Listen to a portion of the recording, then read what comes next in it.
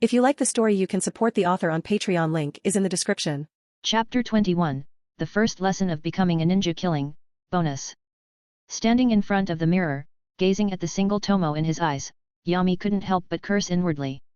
He had just told Izumi that awakening the Sharingan too early was bad for the body, yet here he was, having awakened it overnight. On the system panel, his Uchiha bloodline had advanced from rich to ultimate. Feeling the steady surge of pupil power within his eyes, Yami suspected that he could naturally develop up to 3 tomo without any external stimulation. As for the Manjiki Sharingan, he couldn't be certain, but unlocking it would undoubtedly be far easier for him than for most. "Mom, you really left me a wonderful gift," Yami whispered to himself. There were hard-working geniuses in the ninja world, but sheer effort alone would never be enough to reach the peak. Take Might Guy, for example. That final kick of his had been terrifying, but in the end, it merely forced Uchiha Madara to heal himself. He had to gamble with his life, and if Naruto hadn't received the 6 paths Yang power, Guy would have died for nothing. The ninja world was vast, yet also suffocatingly narrow. To stand at the top, only Uchiha and Senju bloodlines served as the true entry ticket. And now, Shimura Yami possessed both. For the first time, he felt a deep sense of confidence in his future. Closing his Sharingan, Yami returned to bed. A single tomo Sharingan provided little enhancement, but it would invite unnecessary trouble. Until he had fully solidified his power and eliminated all potential threats in Konoha, it was best to keep his Sharingan hidden. The Root. The Anbu full name, Special Assassination and Tactical Squad, was founded by the second Hokage, Senju Tobirama. Or rather, most of Konoha's military and political structures had been established by Senju Tobirama.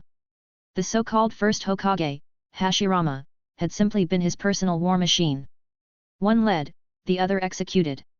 Beyond his talent in forbidden jutsu, Tobirama had been a political genius, and the creation of Anbu was one of his proudest achievements. The primary function of the Anbu was to protect the Hokage and carry out special assassination missions. Unlike regular shinobi who progressed through the Genin system, Anbu operated independently, with all members donning masks and concealing their identities. However, despite the danger of their missions, the true role of Anbu was to centralize power. This was an elite force that reported directly to the Hokage, ignoring the chain of command from Genin instructors or any other high-ranking shinobi. Essentially, Anbu agents who were authorized to kill first and report later, acting under absolute authority. Unfortunately, a great system meant nothing if the person in charge was incompetent. Under Sarutobi Hiruzen, everything had begun to rot. Technically, Shimura Danzō's root was just a subdivision of Anbu, a single unit within its structure. But in reality, due to Hiruzen's blind trust in Danz, and Danzō's unrestrained ambition, Root had evolved into an entirely separate entity, practically a second Anbu. Officially, Anbu consisted of 1 captain, 1 vice-captain, 4 battalions, each led by a battalion commander. 16 Anbu per battalion, further divided into 4 squads per battalion. Each squad consisting of 1 captain plus 3 members. Thus, the total official number of Anbu was around 100 members. On paper, Root was just 1 brigade of Anbu, meaning it should have had only 20 members. But in reality, according to Yami's knowledge, Root had over 50 operatives, a force nearly equal to the entire Anbu division. The extent of Danzō's unchecked power under Hiruzen's reign was terrifying. And unlike the regular Anbu, Root was significantly harsher, both in its missions and recruitment process. Its members were subjected to brutal conditioning, ensuring that their overall combat proficiency surpassed that of standard Anbu operatives. Root Base. Wearing his forehead protector on his waist, Yami arrived at the entrance of the Root Base, an underground cavern hidden deep beneath Konoha. He sighed. This Root leader has a better setup than the Hokage himself. What's the old man even fighting for? Stepping forward, Yami's figure sank into the darkness. Navigating the winding tunnels, he eventually emerged into a vast, silent hall. It was eerily quiet, so quiet that the absence of sound felt oppressive. A shinobi wearing a red mask stood at the center, 3 subordinates lined up behind him. Seeing Yami enter, the red-masked ninja spoke coldly. "Lord Yami, I am the captain of Root's 2nd squad. Codename, Owl. The commander has ordered me to oversee your first lesson in Root. And the lesson is simple killing. For Root ninjas, killing was the most basic of all their training. Yami wasn't bothered by their lack of emotion. Root shinobi were practically walking corpses, so their coldness was expected. He simply nodded. You arrange it. I'll do it. Although Yami had his system, he had never killed before, not even a chicken, let alone a person. No matter how strong he was, his mentality remained a weakness. The battlefield wasn't a game where raw stats determined the winner. Even a genin could kill a genin, or even a cage with a single well-placed kunai. Yami understood that this was a hurdle he had to cross. And truthfully, the old man's arrangement wasn't wrong. Still, he set one condition. I'll say this in advance, I will only kill those who deserve to die. If I believe they don't deserve death, I won't kill them. The red-masked owl remained cold. For Root, ninjas are just tools, and all mission targets are valid kills. But you are different, Lord Yami. You have autonomy. The squad left Konoha, heading northwest. At their speed, they soon arrived at a small village, roughly 100 kilometers away. The Land of Fire, as the world's strongest nation, rarely suffered external invasions, and was generally stable. But beneath the surface, corruption ran rampant. Bandits, crime lords, rogue ninjas, finding scum in any given village was easy. On the way, Owl had already provided Yami with the mission briefing. Their target was a wealthy landlord who had amassed his fortune through predatory lending, driving dozens of families into ruin and seizing their land.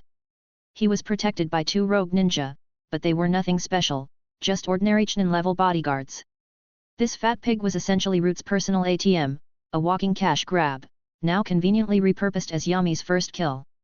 Based on Yami's performance against Uchiha Itachi, eliminating these nobodies would be trivial.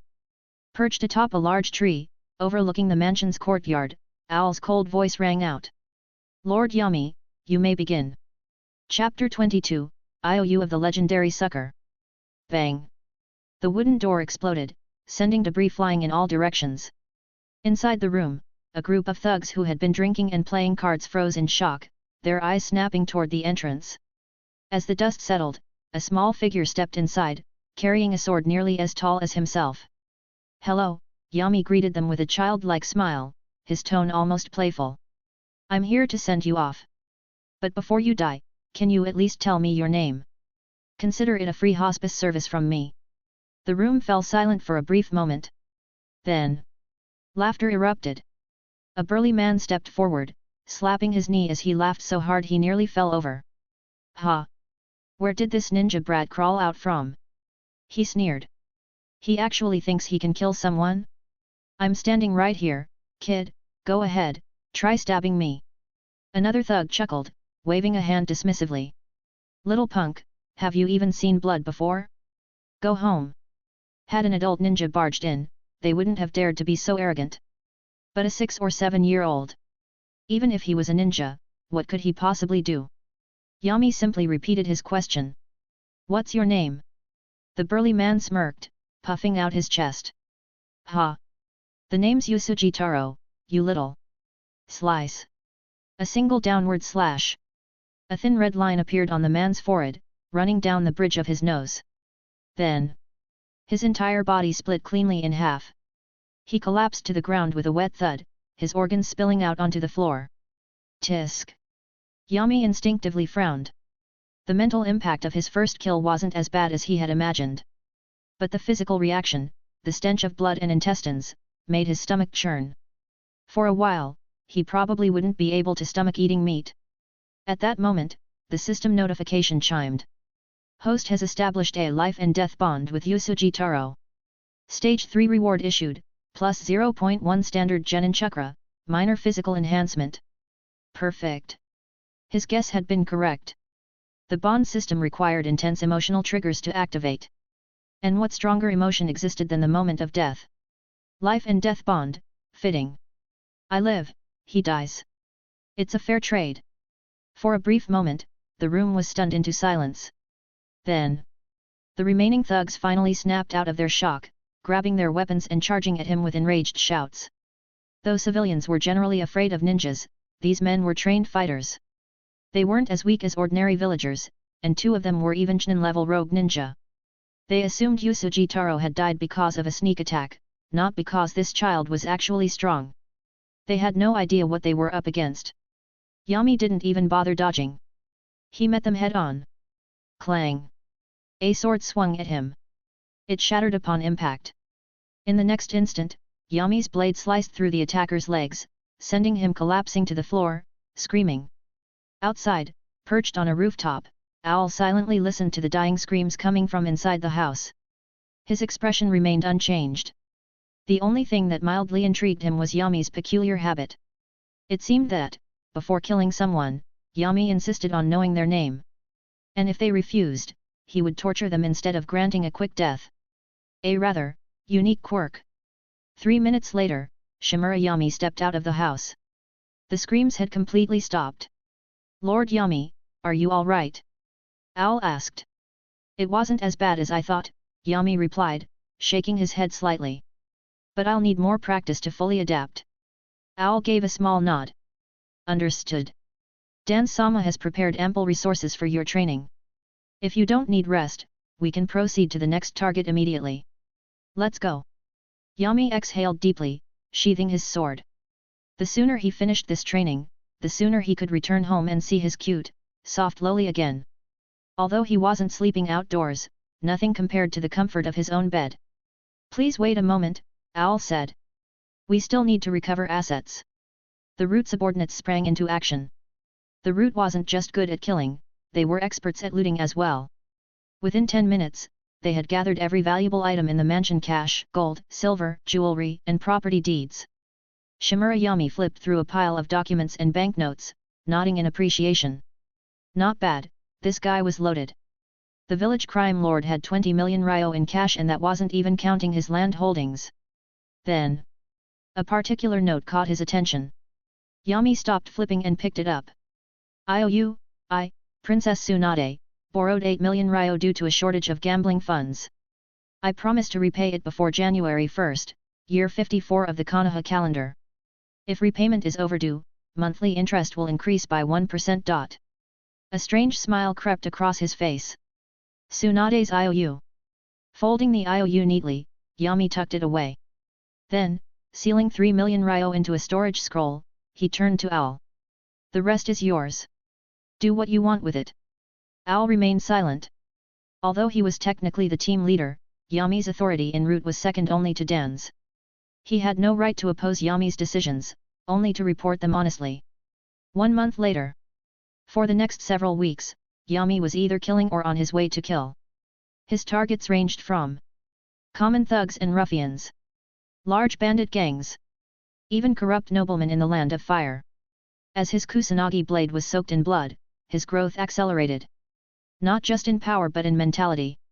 He no longer hesitated to kill. Regardless of the enemy's age or status, he had learned to strike without mercy. Finally, after eliminating a corrupt real estate tycoon who had swindled Dan's resources, Owl called off the mission. "Lord Yami, your training is complete. From here, you will proceed to poison and trap training, under the captain of the first squad. Is it over?" Yami's smile was bright and innocent, almost unbelievable, given how many lives he had taken in just 1 month. "Speaking of which, Owl." Yami slowly wiped his palm with a handkerchief. "We've known each other for a while now, but I still don't know your real name." Owl's cold voice responded. "Root operatives have no need for names, only code names." Yami smirked. "I'm ordering you as your superior, tell me." A long silence. Then, reluctantly, Owl spoke. Uzuki Shinji. Chapter 23, Orochimaru Defects, The Hero Returns, Bonus. Konoha. During the more than 1 month that Yami was away, a major event occurred. Orochimaru, the disciple of the third Hokage, Sarutobi Hiruzen, and the only remaining Sannin in Konoha, was confirmed to have conducted human experiments using villagers to test a forbidden technique. When the third Hokage personally led the Anbu to pursue him, Orochimaru escaped from the village, becoming the most high-profile missing nin since Konoha's founding. The news sent shockwaves through the village, and Sarutobi Hiruzen's reputation took a serious hit. Hokage building. Hokage's office. The atmosphere was tense as Hiruzen stared at a composed Dan's. Although Dan's had not shown himself throughout the entire incident, as if it had nothing to do with him, Hiruzen could sense his involvement. That familiar stench of manipulation was unmistakable. "Dan's, what are you trying to do?" Are you trying to destroy Konoha by forcing Orochimaru out? Hiruzen adjusted his Hokage hat and questioned him in a sharp tone. Konoha was at its weakest in history. White Fang had committed suicide, the fourth Hokage was dead, the Nine-Tails Jinchuriki was still just a baby, 2 of the 3 Sannin had left, and only Orochimaru remained. At such a vulnerable time, Dan's had forced Orochimaru away, an action that directly challenged Hiruzen's authority. Did I do something wrong? Dan's countered without hesitation, not even bothering to deny the accusation. Should I have done nothing and simply let Orochimaru use the villagers as experimental subjects for his forbidden techniques? Hiruzen's face turned red, but he had no words to refute. Did he not know what his apprentice had been doing? Of course, he knew. Ever since Orochimaru lost the Hokage succession to Namikaze Minato, he had withdrawn more and more from village affairs. Each time they met, Sarutobi Hiruzen could feel the changes in him. He was no longer human. Yet Hiruzen had turned a blind eye, hoping that once Orochimaru completed his research, he would come to his senses and return. But now, he could not openly admit this. If he so much as hinted at agreeing with or condoning Orochimaru's actions, his position as Hokage would be in jeopardy. I don't need you making decisions for me, Danz. Hiruzen stated firmly. I am the Hokage. You'll regret this, Hiruzen. Bang. Danz left, but unlike before, he was in an exceptionally good mood. Forcing Orochimaru out was a direct attack on the Hokage's authority. He had shaken Hiruzen's reputation, exposed his weakness, and set the stage for a decisive strike. Yami was growing stronger, and as his grandfather, Danz could not sit idly by. If Yami reached his full potential before Danz became Hokage, how could he ensure his own ascension? Thus, without hesitation, he had sacrificed Orochimaru, his longtime ally. Of course, Danz was not without consideration for the future. As compensation, he had promised Orochimaru something, 100 ninja test subjects.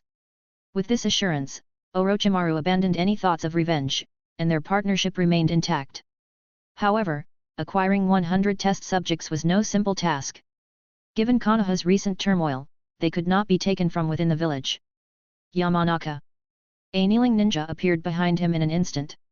Take the 3rd and 4th squadrons to the land of water. Capture as many as possible alive. Understood. With that, the root ninja vanished. When Yami returned to the village, the people were still abuzz about Orochimaru's defection and his inhumane experiments. At the root base, Danz proudly revealed the details of his scheme. Old man, aren't you afraid that other nations will catch wind of this and start making moves? Besides, weren't you on good terms with Orochimaru? He even gave me a sword. Betraying your own ally like this, don't you think that's a bit much? Yami looked at his grandfather in exasperation. Danz truly lived up to his reputation. He was the type who could not sit still without stirring up trouble. Wouldn't it be easier to just wait until Yami was strong enough to dominate the entire ninja world? Danz gave him a sidelong glance with his single eye and snorted. You think I didn't consider that? The 5 great nations are in no position to start another war. They need at least several years to recover. Orochimaru's defection won't change the balance of power. Hiruzen is simply deceiving himself. He never had the heart to deal with Orochimaru properly.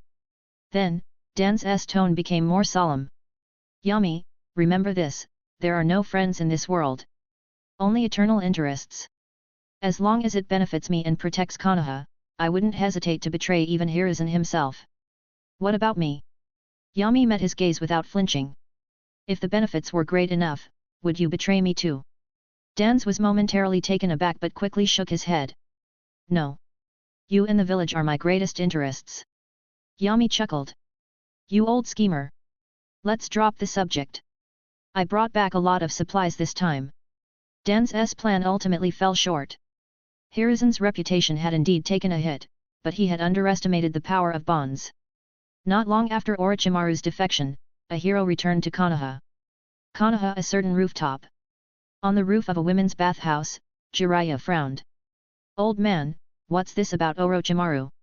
If not for the telescope in his hands and their current location, the scene might have felt more serious. He lost his way, Hiruzen said wearily. In just a few days, he looked much older. Do you still remember his dream? Jiraiya's expression softened as he recalled their younger days. Of course. That stubborn snake wanted to learn every jutsu in the world. As if that were possible. Yes. But he lost himself in the pursuit of jutsu. Hiruzen sighed. You're all grown now. I can't control you anymore. Jiraiya, help this old man. Konoha needs you. Jiraiya was silent for a moment. Looking at Hiruzen's pleading eyes, he finally relented. 1 year. I'll stay in the village for 1 year. After that, I'll bring him back to you. For the first time in days, Hiruzen smiled. All right. Chapter 24, If you have the ability, give birth to another grandson. Jiraiya made a high-profile return to Konoha and quickly helped Hiruzen stabilize the situation. His status was too special, he wasn't just the 3rd Hokage's disciple but also the 4th Hokage's teacher, a hero revered by many. With the Anbu's guidance, the unrest in Konoha quickly settled, and the village resumed its recovery. This, however, infuriated Danzō, who vented his anger by throwing everything he could get his hands on in his office. But to Yami, none of this mattered. After returning, the first thing he did was give himself a half-month vacation. From Izumi, he learned that Ataka had joined a genin team and was performing simple missions around the village like any other genin. For now, Yami lost interest in Uchiha Ataka. The 3rd stage rewards required intense emotions, and he couldn't kill Ataka just yet. It was better to let him develop for a while. When the time came to use Sasuke against him, he'd be able to crush him effortlessly. After his break, Yami resumed his studies. This time, his instructor was Aberame Seiya, the captain of the 1st Root Battalion and the father of Aberame Seiji. The Aberame clan wasn't just skilled in controlling insects, they were also experts in poisons. After all, many insects were inherently venomous, and cultivating them naturally involved research into toxins. Yami didn't need to learn how to create poisons, just understanding the various types and methods of poisoning was enough. As for detoxification, he had a different teacher for that. Well, if it isn't Director Nan. Long time no see. Yami smiled as he looked at Yakushi Nan standing before him. In the beginning, he frequently visited the orphanage to bring warmth to the children. After a few visits, most people's bonds had advanced to the 2nd stage, so he stopped going as often. Still, he made sure to send food and daily necessities to the orphanage every week. Lord Yami, this is Root. You may call me by my code name, Maiko. Nana's expression was bitter. Nothing was worse than having her identity as a Root operative exposed in front of someone familiar. Oh. So you're the famous wandering Maiko? Yami said, pretending to have just realized. Host and Yakushi Nan have reached the 2nd stage of the bond. Reward, medical ninjutsu talent. Yami was momentarily stunned. All he did was mention a name, and that was enough to trigger an emotional reaction strong enough to advance the bond? Lord Yami, that's just a rumor. Please don't bring up that title. Nan forced a smile that looked more like a grimace. Let's begin the lesson. Yami nodded and quickly shifted into study mode. In the ninja world, and particularly in Konoha, the greatest medical ninja was undoubtedly the renowned Princess Tsunade. Thanks to her contributions, Konoha's overall medical proficiency ranked highest among the 5 great nations. Among Konoha's medical specialists, Nan was one of the best, belonging to the 1st tier just below Tsunade. Yami naturally wouldn't waste such a valuable teacher. Beyond detoxification, he also learned medical ninjutsu from Nan. Foremost, mastering medical ninjutsu was difficult first, because of poor chakra control, and second, because of the need for yang-based chakra, which required specialized training to develop. Neither of these were obstacles for Yami. With his chakra control and even a thin trace of senju blood, his vitality was abundant. His progress was so rapid that Nan was left speechless. In just half a month, he had absorbed all her medical knowledge and even mastered some of her unique medical techniques. Lord Yami, at this rate, the only person qualified to be your teacher is Tsunade-sama, Nan sighed. Forget it. Yami set down the fish he had just revived and killed again, shaking his head. Given my old man's relationship with Tsunade, there's no way she'd take me as a student. Nan fell silent. Dan's reputation was truly terrible. Ordinary ninjas respected and feared him, but when it came to Tsunade, the two were outright hostile. Back when she lived in the village, she frequently slammed tables during arguments with Dan's. But Nan wasn't in a position to comment on such matters. Lord Yami, I have nothing left to teach you. Nan bowed slightly. If you continue studying on your own, you'll undoubtedly become a medical ninja on par with Tsunade-sama, even without becoming her disciple. If there's nothing else, I will now carry out other assignments for Lord Danzō. Yami moved through the root base and arrived at the deepest part of the underground facility. He pushed open the door to Danzō's office and immediately asked. Old man, I've completed all the training you assigned. Have you figured out my teammates yet? It had been nearly 3 months since he became a genin, and he still didn't have a team. How was he supposed to rise through the ranks, get promoted, and become the youngest genin and Hokage at this rate? The door burst open, and Danzō initially frowned, but upon seeing Yami, his expression eased. Patiently, he explained. There are some leads. Your teammates and genin leader will be confirmed within a week at most. A whole week? Yami was speechless. Can't you just pick a few people from Root? Absolutely not. Danzō shook his head. Root shinobi operate in the shadows. You, however, must stand in the light and follow the official promotion process. Only then will you build the reputation you need. Rest for now. You've worked hard lately, Danzō said with rare approval. Yami's talent and determination far exceeded his expectations. Any man would be proud to have such a descendant. Fine. I'll go hang out with Izumi. Yami accepted his fate. Danzō, who had just been feeling relieved, immediately scowled. Can't you stay away from that Uchiha girl? This was the only thing he disapproved of regarding Yami. The accursed Uchiha. As Yami walked away, he casually called back. I'll hang out with whoever I want. If you don't like it, just give birth to another grandson. You ungrateful brat. Danzō's furious roar echoed through the office, but there was nothing he could do about Yami. What could he do? Have another grandson? Chapter 25, The Miserable Teacher and Familiar Teammates. Danzō kept his word. A week passed in the blink of an eye, and at the last moment, he sent someone to inform Yami that his teammates and genin leader had been assigned. They were to gather at Training Ground 47 at 8 am the next morning. Curious, Yami arrived at Training Ground 47 on time the next day. He wasn't late, yet 3 people were already waiting, 1 man and 2 women. The man had no visible pupils, his pure white eyes resembling those of a severe cataract patient. The 2 girls stood in stark contrast, one had black hair, the other purple, but they shared one similarity, both were strikingly beautiful. Yami's expression became strange. These 3 were all acquaintances. The moment the man saw Yami, he immediately understood that this was their final team member.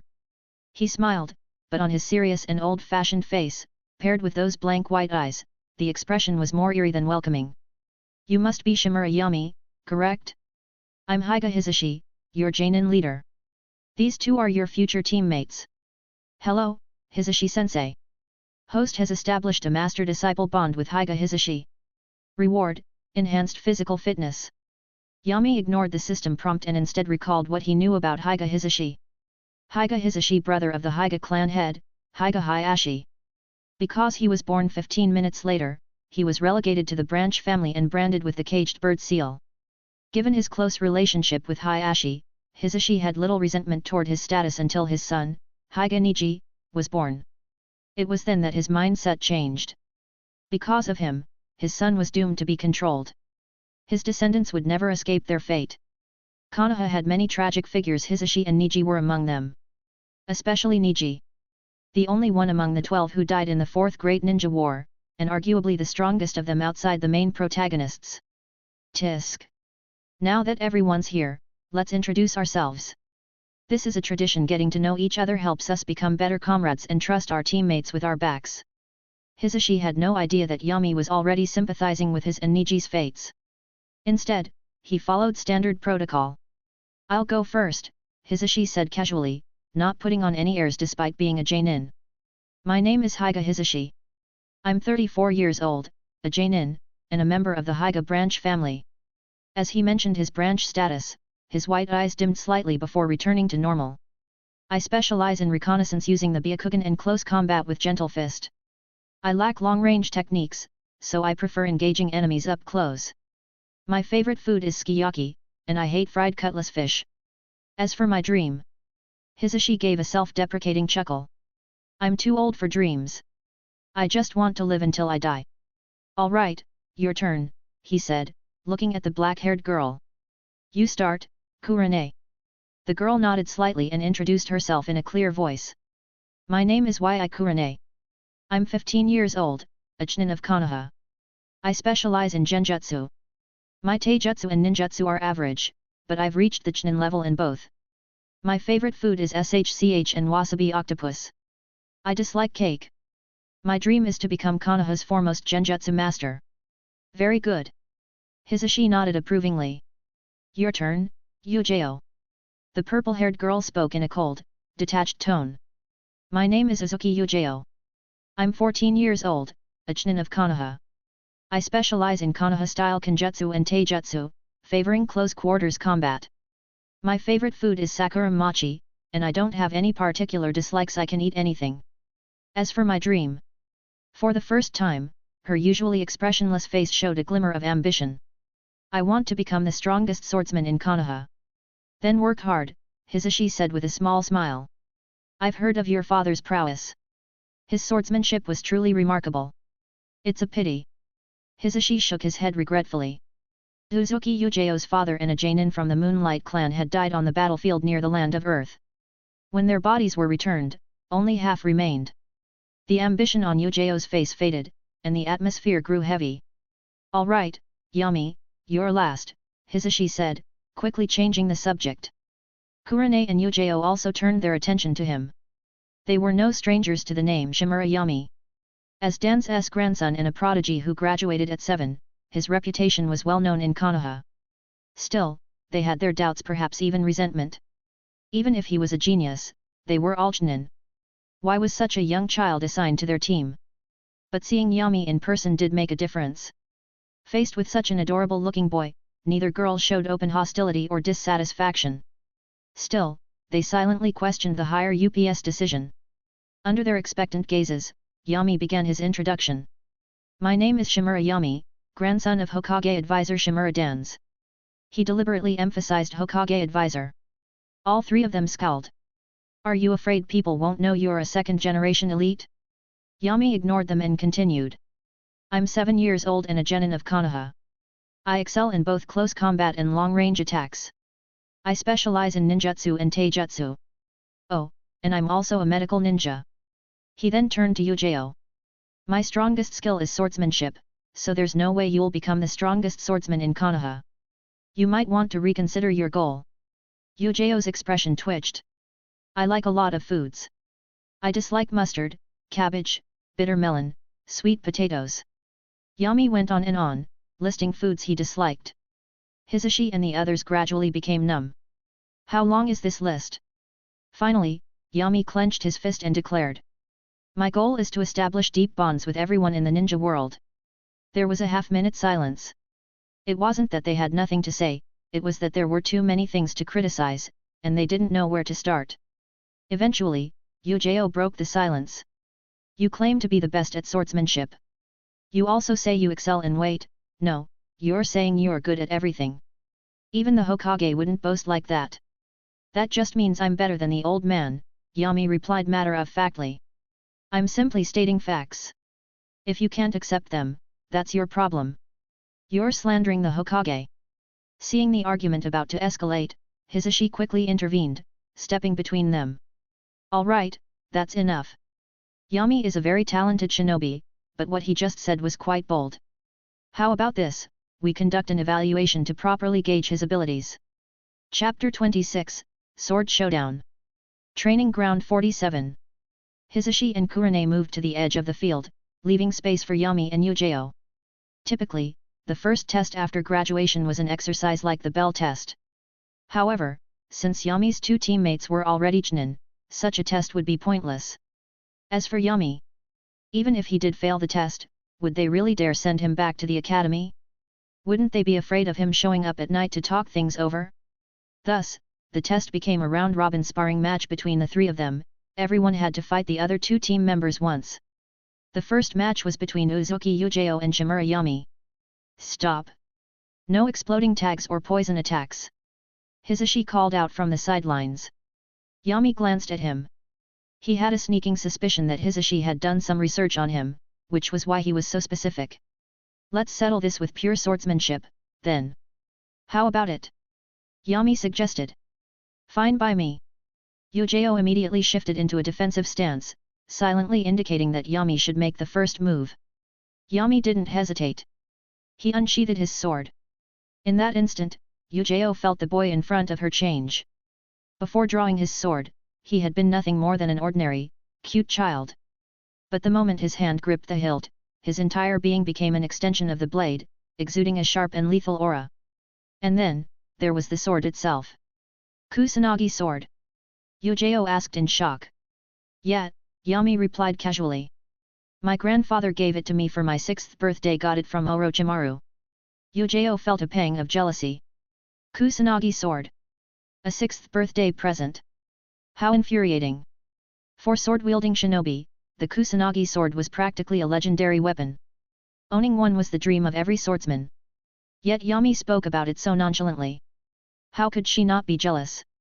I hope your swordsmanship is worthy of its name, Yujao said, trying to keep her composure. Despite her words, her stance subtly shifted. Moments ago, she had been waiting passively. But the instant Yami unsheathed his sword, she understood. The boy in front of her wasn't a child. He was an opponent. One she needed to take seriously. Here I come, Yami warned before lunging forward. His speed was fast, but not to the extent of using the body flicker technique. Since this was a swordsmanship duel, he wouldn't rely on unfair advantages. Blades clashed as their figures flickered across the training ground, colliding again and again. Ding! Ding! Ding! Bright sparks flashed at the points of impact. Yujao's heart pounded. She dug her toes into the ground and pushed off, retreating rapidly. But Yami didn't let up. His blade followed relentlessly, striking at angles that put her in the most uncomfortable positions. Each time she attempted to counterattack, he seemed to anticipate her movements, striking at her weakest points and forcing her to change her approach. Is this guy really not an Uchiha? She felt like she was fighting an Uchiha with an active Sharingan. On the sidelines, Kurane watched in astonishment. So this is a genius. He's keeping up with Yujao right after graduating. He's just like Kakashi. Shimura Yami's performance reminded her of her old classmate. Kakashi had also been a prodigy known for his swordsmanship. Tying. Hisashi muttered, his expression unreadable. This isn't a tie. With his superior vision, he could clearly see Yujao's situation. And it was worse than merely losing. Clang. The sound of metal clashing rang out. Suddenly, Yami's strength surged. A gust of wind exploded outward, sending Yujao skidding back more than 10 meters before she finally stabilized. While there was a physical strength gap after all, he was only 7. His exceptional chakra control allowed him to generate explosive bursts of power. Similar to Tsunade's superhuman strength technique, but not quite as terrifying. Yami shook his head slightly. Konoha Ry Kenjutsu is decent, but it's too basic. The upper limit is too low. Despite its name, Konoha-style swordsmanship was nothing more than the foundation that anyone could learn. Even the taijutsu taught in the academy was derived from it. Uzuki Yujao's fundamentals were solid, but her movements were too rigid, her intentions were too easy to read. I haven't lost yet. Yujao clenched her teeth. Yami's casual evaluation annoyed her, but words were meaningless. The only way to prove herself was through action. She charged forward. Her shoulders twitched ever so slightly, and 2 shadow clones split from her form. The 3 Yujao moved simultaneously, attacking from 3 different angles above, left, and right. Konoha Ry, Sangetsu no Mai. Dance of the 3 Moon. Yami scoffed. His gaze locked onto the clone on the left. A silver flash cut through the air. The 2 other figures vanished in puffs of smoke. When Yujao came to her senses, the Kusanagi sword was already pressed against her throat. One step further, and she would have been down. Fortunately, Yami withdrew his blade. You seriously tried to use a technique you haven't fully mastered. How did you figure out which one was real? Yujao blurted out. Your shadow clone jutsu is sloppy. Your clones move slightly slower than your real body. The real one rushed ahead by half a step. Plus, the sound of your breathing was louder than the others. Yami gave her a pointed look. If I couldn't see through that, I wouldn't be worthy of being a ninja. Yujao felt her face burn with embarrassment. She had thought she had mastered the technique, but now she realized how full of flaws it was. All right, that's enough, Hisashi interjected, stepping forward to diffuse the tension. If Yami kept talking, he was afraid one of his team members would completely lose their confidence. Yujao stepped aside dejectedly. Defeated in a sword fight by a 7-year-old. She was not in a good mood. Kurane, you're up next. You and Yami will spar. Ah? Oh okay. Kurane walked to the center, her body tense with nerves. Her heart pounded in her chest. What do I do? I'm scared. Am I going to get cut down instantly? To avoid looking too pitiful, she decided to take the initiative. Chapter 27, Rebound Illusion. Half a minute later, Kurane lay sprawled on the ground, a bit of drool hanging from the corner of her mouth as she laughed foolishly. So many mustard octopuses. Hee, so much sake. Pfft. Seeing Kurane like this, Yujao, who had been sulking just moments ago, suddenly felt much better and couldn't help but laugh. Kurane's genjutsu had been rebounded. Though she had lost in the field she excelled in, she had still lasted a full 2 minutes. Compared to that, Yujao now felt like her own performance hadn't been that bad. Hisashi glanced at Kurane and sighed helplessly. Yami, break the illusion. You've already won. Oh.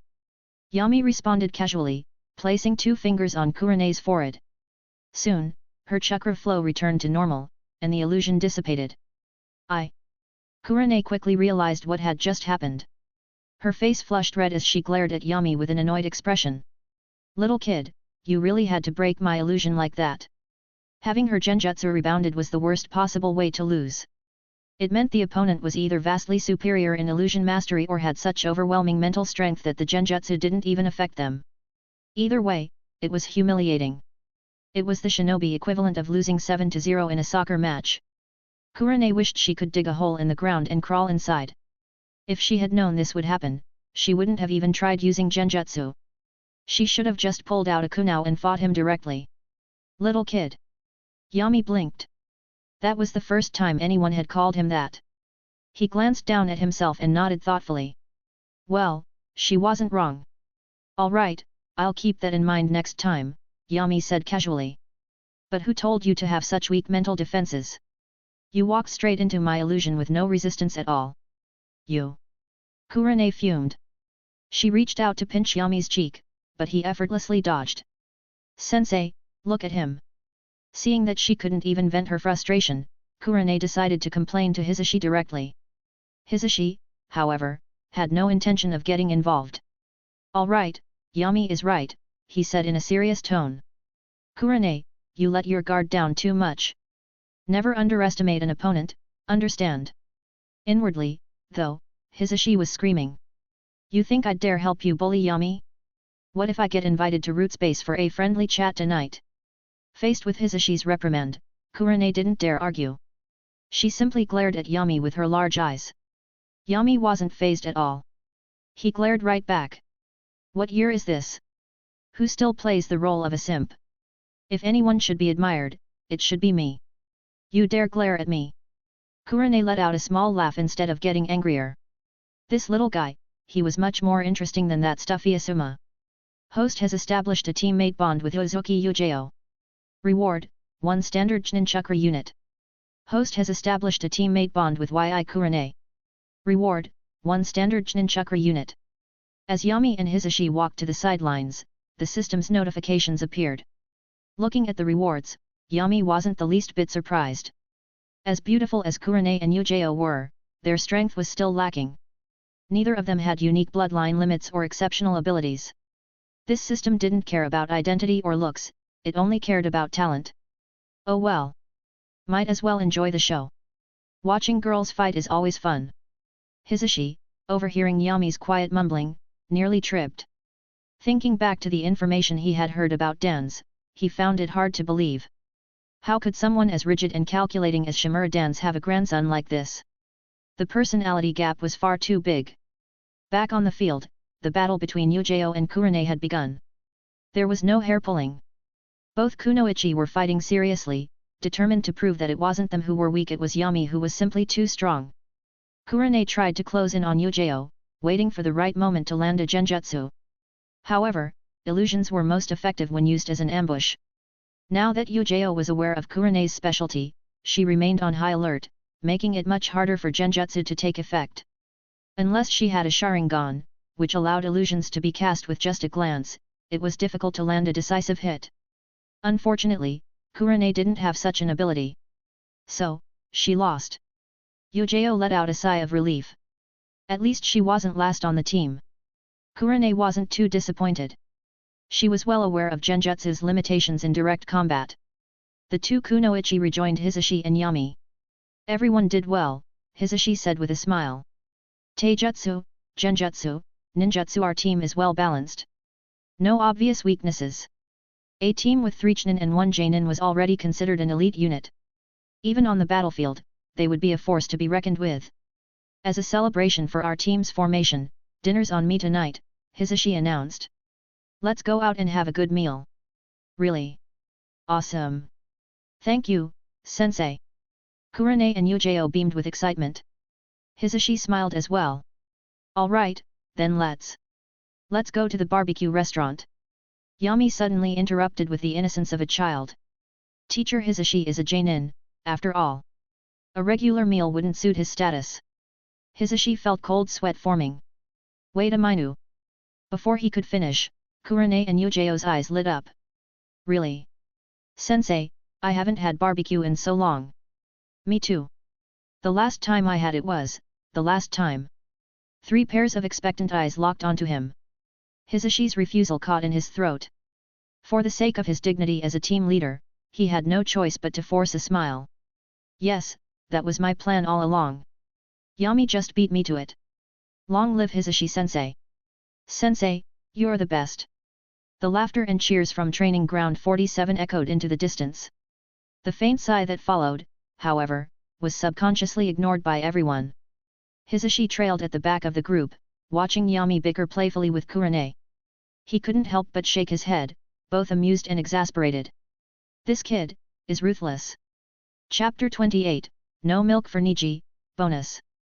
The most famous barbecue restaurant in Konoha is Yakiniku-kyu. Rumor has it that the Akimichi clan holds shares in the restaurant, but no one knows for sure. However, Yami knows that this rumor is true. The secret techniques of the Akimichi clan consume an enormous amount of physical energy, requiring them to supplement their diet with high-nutrient food. 1 Akimichi is equivalent to 5 shinobi from other clans in terms of food consumption. If they relied solely on their ninja salaries, half of them would probably starve. Naturally, they had to engage in business to support their clan. The prices at Yakiniku-kyu are steep even for shinobi. Even the Akimichi themselves have to pay for their meals, it's not as if they can eat for free. No wonder Akimichi-chi always looks so happy when he comes here, while Asuma seems so depressed. If even the Hokage's son struggles like this, what about Higa Hisashi? Although he is a veteran Jainin, he rarely takes on missions. The primary duty of the Higa branch family is to protect the main family, and a portion of their mission rewards must be handed over. As a result, Hisashi's financial situation is merely average. When he saw Yami order 20 servings of marinated beef with secret sauce, Hisashi nearly fainted. Why Yami? Hisashi's lips trembled. 20 servings is a lot. Can we really finish all of it? Maybe just take half first. Don't worry, Hisashi-sensei. Yami responded with a bright, confident smile. I have a big appetite, and I skipped breakfast. 20 plates are just for me. You can order whatever you want. Don't hold back on my account. Who's holding back because of you? Thankfully, the 2 girls remained composed. They each ordered only 3 plates of barbecue, along with some snacks and side dishes. Shortly after, the waiter brought their food. There wasn't enough space on the table, so they had to bring in a serving cart. Since they were already here, Hisashi accepted his fate and decided not to dwell on the cost. He even ordered a bottle of sake for himself. Kurane, Yujao, do you want anything? I'll have shch. Kurane said excitedly. Yujao, on the other hand, shook her head. I'll have milk, just like Yami. Technically, shinobi follow 3 prohibitions: alcohol, lust, and money. And strictly speaking, Kurane and Yujao weren't adults yet. But being a shinobi was a high-risk profession. The last Great War had ended just a few years ago, and no one knew what the future held. They made money, but they lived under constant pressure. Everyone needed an outlet. Among the 3 prohibitions, alcohol was the least harmful so long as it wasn't consumed on a mission. Besides, if children barely older than toddlers could be sent to war, then what was the big deal about having a drink? The drinks arrived. The four of them clinked their glasses together. Kurane even nudged her cup toward Yami, raising an eyebrow slightly. Her expression said, "You're still just a kid, want your big sister to take care of you."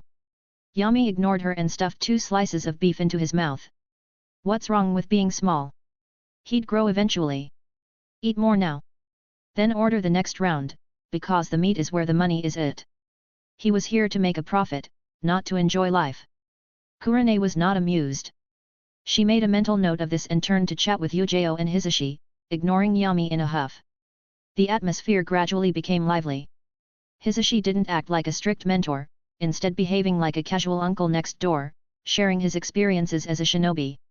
As the conversation shifted to everyday topics, one name came up frequently: Niji Hyga, who was only 2 or 3 years old. Whenever Niji was mentioned, a smile never left Hisashi's face. After some time, he turned his gaze to Yami, who had been silently focused on eating. With a hint of heartache, he sighed. I'd be satisfied if Niji had even half of Yami's talent in the future. Kurane immediately encouraged him, "Sensei, don't worry. Niji will definitely surpass this guy one day." "I don't know about surpassing me." Yami swallowed a large bite of beef and continued, "But he'll definitely be better than you." Kurane gritted her teeth in frustration. "Stupid brat. Just wait until you can drink, I'll get you wasted and embarrass you." Yami ignored her and kept eating. Hisashi grew anxious. "Yami, have mercy. If you keep eating like this, I'll have to stay behind to wash the dishes." Half an hour later. Hisashi stared at the 100,000 RY bill, his eyes filled with despair. This was almost as much as a B-rank mission reward. And a B-rank mission's reward was split between 4 people on a team. The sky is falling. Niji, if you don't grow tall in the future, don't blame your father. Blame Shimura Yami. He ate all your milk powder money. I'd be a fool to treat you to barbecue again. Hisashi pointed at Yami in frustration, then sighed and got serious. We're resting tomorrow. The day after, we'll start taking on missions. Yami, even though you're a genin, you won't be doing D-rank missions. Prepare yourselves. Replenish your ninja tools and make sure you're in peak condition. Meet at the entrance of the Hokage building at 9 o'clock the day after tomorrow. Yes. The 3 of them responded, then said their goodbyes, each heading home. Yujao watched as Yami disappeared into the darkness, a hint of determination in her eyes. Route base. Yami did not go home. Instead, he headed straight for the route base. He figured the old man was probably holed up here, scheming as usual. And he was right. When Yami arrived, Danzō was seated in his office. Old man, I'm back. Yami sat down on the sofa. Danzō put down his pen and looked up at him. How are your new teammates and teacher? Satisfied? They're all right. Yami nodded. Strength-wise, they were passable, at least not a burden. And visually? 2 prime-age beauties were always a pleasant sight. But Yami had a burning question. Old man, the Hyga branch family doesn't normally lead teams as Jainin. So why did Hisashi suddenly become my leader? And why are Yujao and Kurane, both Chunin, on my team? What happened to my previous teammates? At this, Danzō laughed. And he looked very, very pleased with himself. Chapter 29, Act First and Report Later. This is the result of my power struggle with Hiruzen. Danzō leaned back in his chair, closing his single eye as he spoke in a slow, measured tone. The Hyga clan has always followed the Hokage's lead. Hyga Hisashi is quite strong. Hiruzen invited him to take this position, which aligns with my intentions as well. At the very least, your safety is ensured. But don't let Hisashi's will of fire nonsense influence you. As for the Tuchnin. Danzō opened his eye, a sneer flashing across his face. They're both promising talents I personally selected. They're not like those useless ones who remain stuck at Chunin level forever. I went through a lot of trouble dealing with certain obstacles to make this happen. Not only did he help Yami find capable teammates, but he also took the opportunity to annoy Hiruzen. One of Yujao's teammates died, and another Gekkei was sent to Anbu under my orders. But he looks like a sickly wraith and probably won't last long. As for Kurane, she was originally teammates with Sarutobi Asuma. But thanks to my maneuvering, Asuma has now left Konoha and joined the 12 Guardian Ninja. Yami, this is the power of authority. Only with power can you openly manipulate situations and achieve your goals. Even now, Danzō didn't miss an opportunity to instill his ideology in his grandson. Yami was speechless. This was supposed to be a simple team assignment. It didn't really matter who his teammates were. Yet somehow, Danzō turned it into a full-blown political scheme. So Asuma's departure from Konoha and his enlistment in the Guardian 12 had Danzō pulling the strings behind the scenes. As expected, every shady thing in this world can somehow be traced back to this old man. And yet, Danzō's actions this time were actually beneficial to him. What could he even say? Honestly, the system should be following Danzō, not him. Whatever. Alright, old man. I've got a mission the day after tomorrow. Yami waved dismissively before turning to leave. To be fair, Danzō was genuinely concerned about him. The old man had carefully arranged his team, and Yami had already formed an idea of how to utilize them. He couldn't do everything alone. It was time to find a few useful tools. Tomorrow morning at 10, bring Kabuto from the orphanage to my house.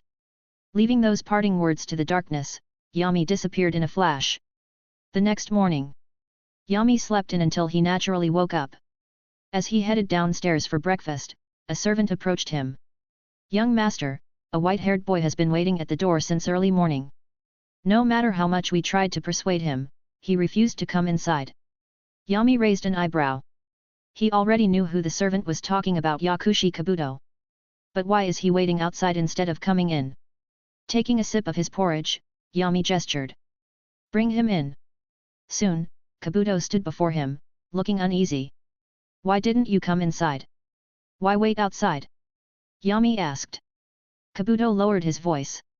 Why, you told me to come at 10, but it's not time yet. Yami chuckled, motioning for Kabuto to take the empty seat across from him. He signaled for the servant to bring another breakfast before sending them away. Soon, only 2 children remained in the spacious dining room. Eat first. We'll talk afterward. With that, Yami resumed eating, paying Kabuto no further attention. Kabuto kept his head down, eating quietly, but his unease remained. Since their first meeting, Yami had left a deep impression on him. Especially that smile. It gave him chills. Dangerous.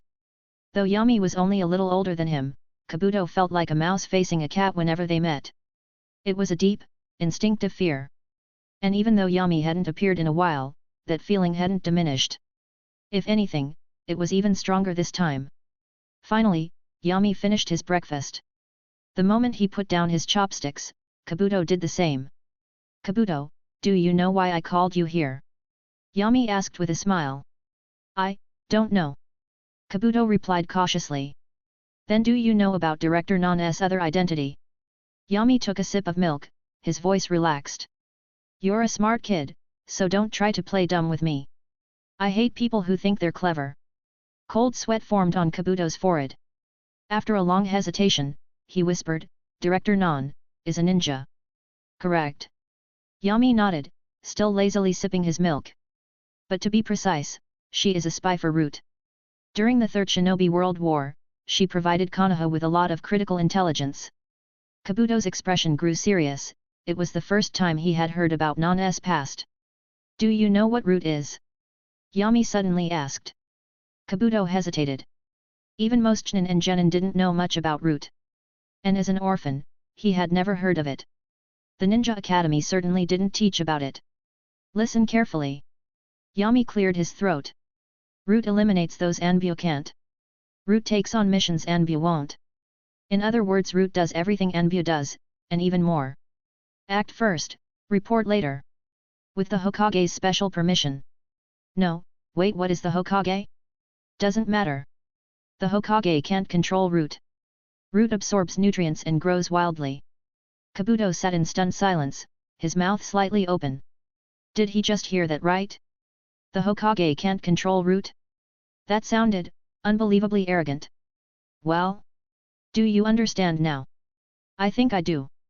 But, why are you telling me this? Kabuto asked cautiously. He was just an orphan, nothing special. Why would Yami share something like this with him? You don't understand, Kabuto. Yami suddenly sighed, his tone filled with pity. Nan has wanted to leave Root for a long time. She wants nothing more than to focus on running the orphanage. But she can't. She's an elite spy of Root. She holds too many secrets. Do you think my old man would just let her walk away? Besides, there are so many orphans in the orphanage. They need food, clothes, medicine. If Nan stops taking on missions, where will the money come from? Kabuto's face turned deathly pale. The thought of Nan being forced into something she didn't want, all for the orphanage, made his chest tighten. His nose stung. Before he realized it, tears slipped from his eyes. But Yami's voice suddenly changed. I can give you a chance. If you become a stronger spy, if you prove yourself more valuable than she is. Then tell me, what's stopping me from setting her free? Chapter 30, Kabuto's Awakening. At this moment, Kabuto was overwhelmed with emotions, his mind nearly short-circuiting from the sheer weight of it all. He finally understood why Nan would frequently disappear for periods of time, often leaving the nurses in charge of the orphanage. She was out on dangerous missions.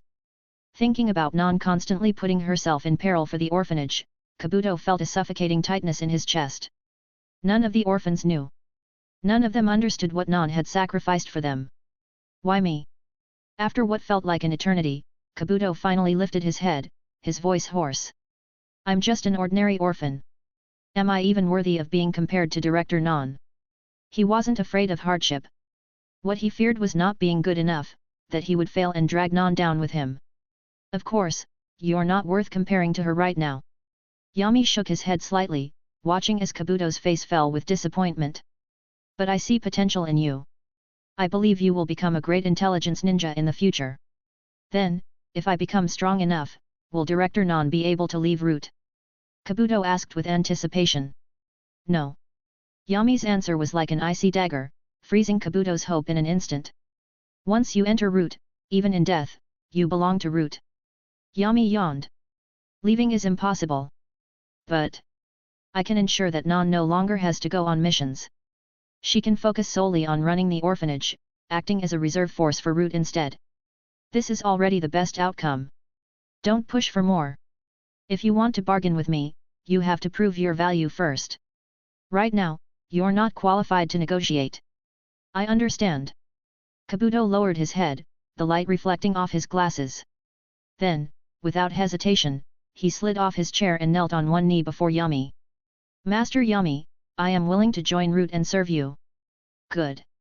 You've enrolled in the Ninja Academy, right? Yes. I just started last month. Attend your classes during the day. At night, report to the Root base for training. Remember, tell no one. Not even Nan.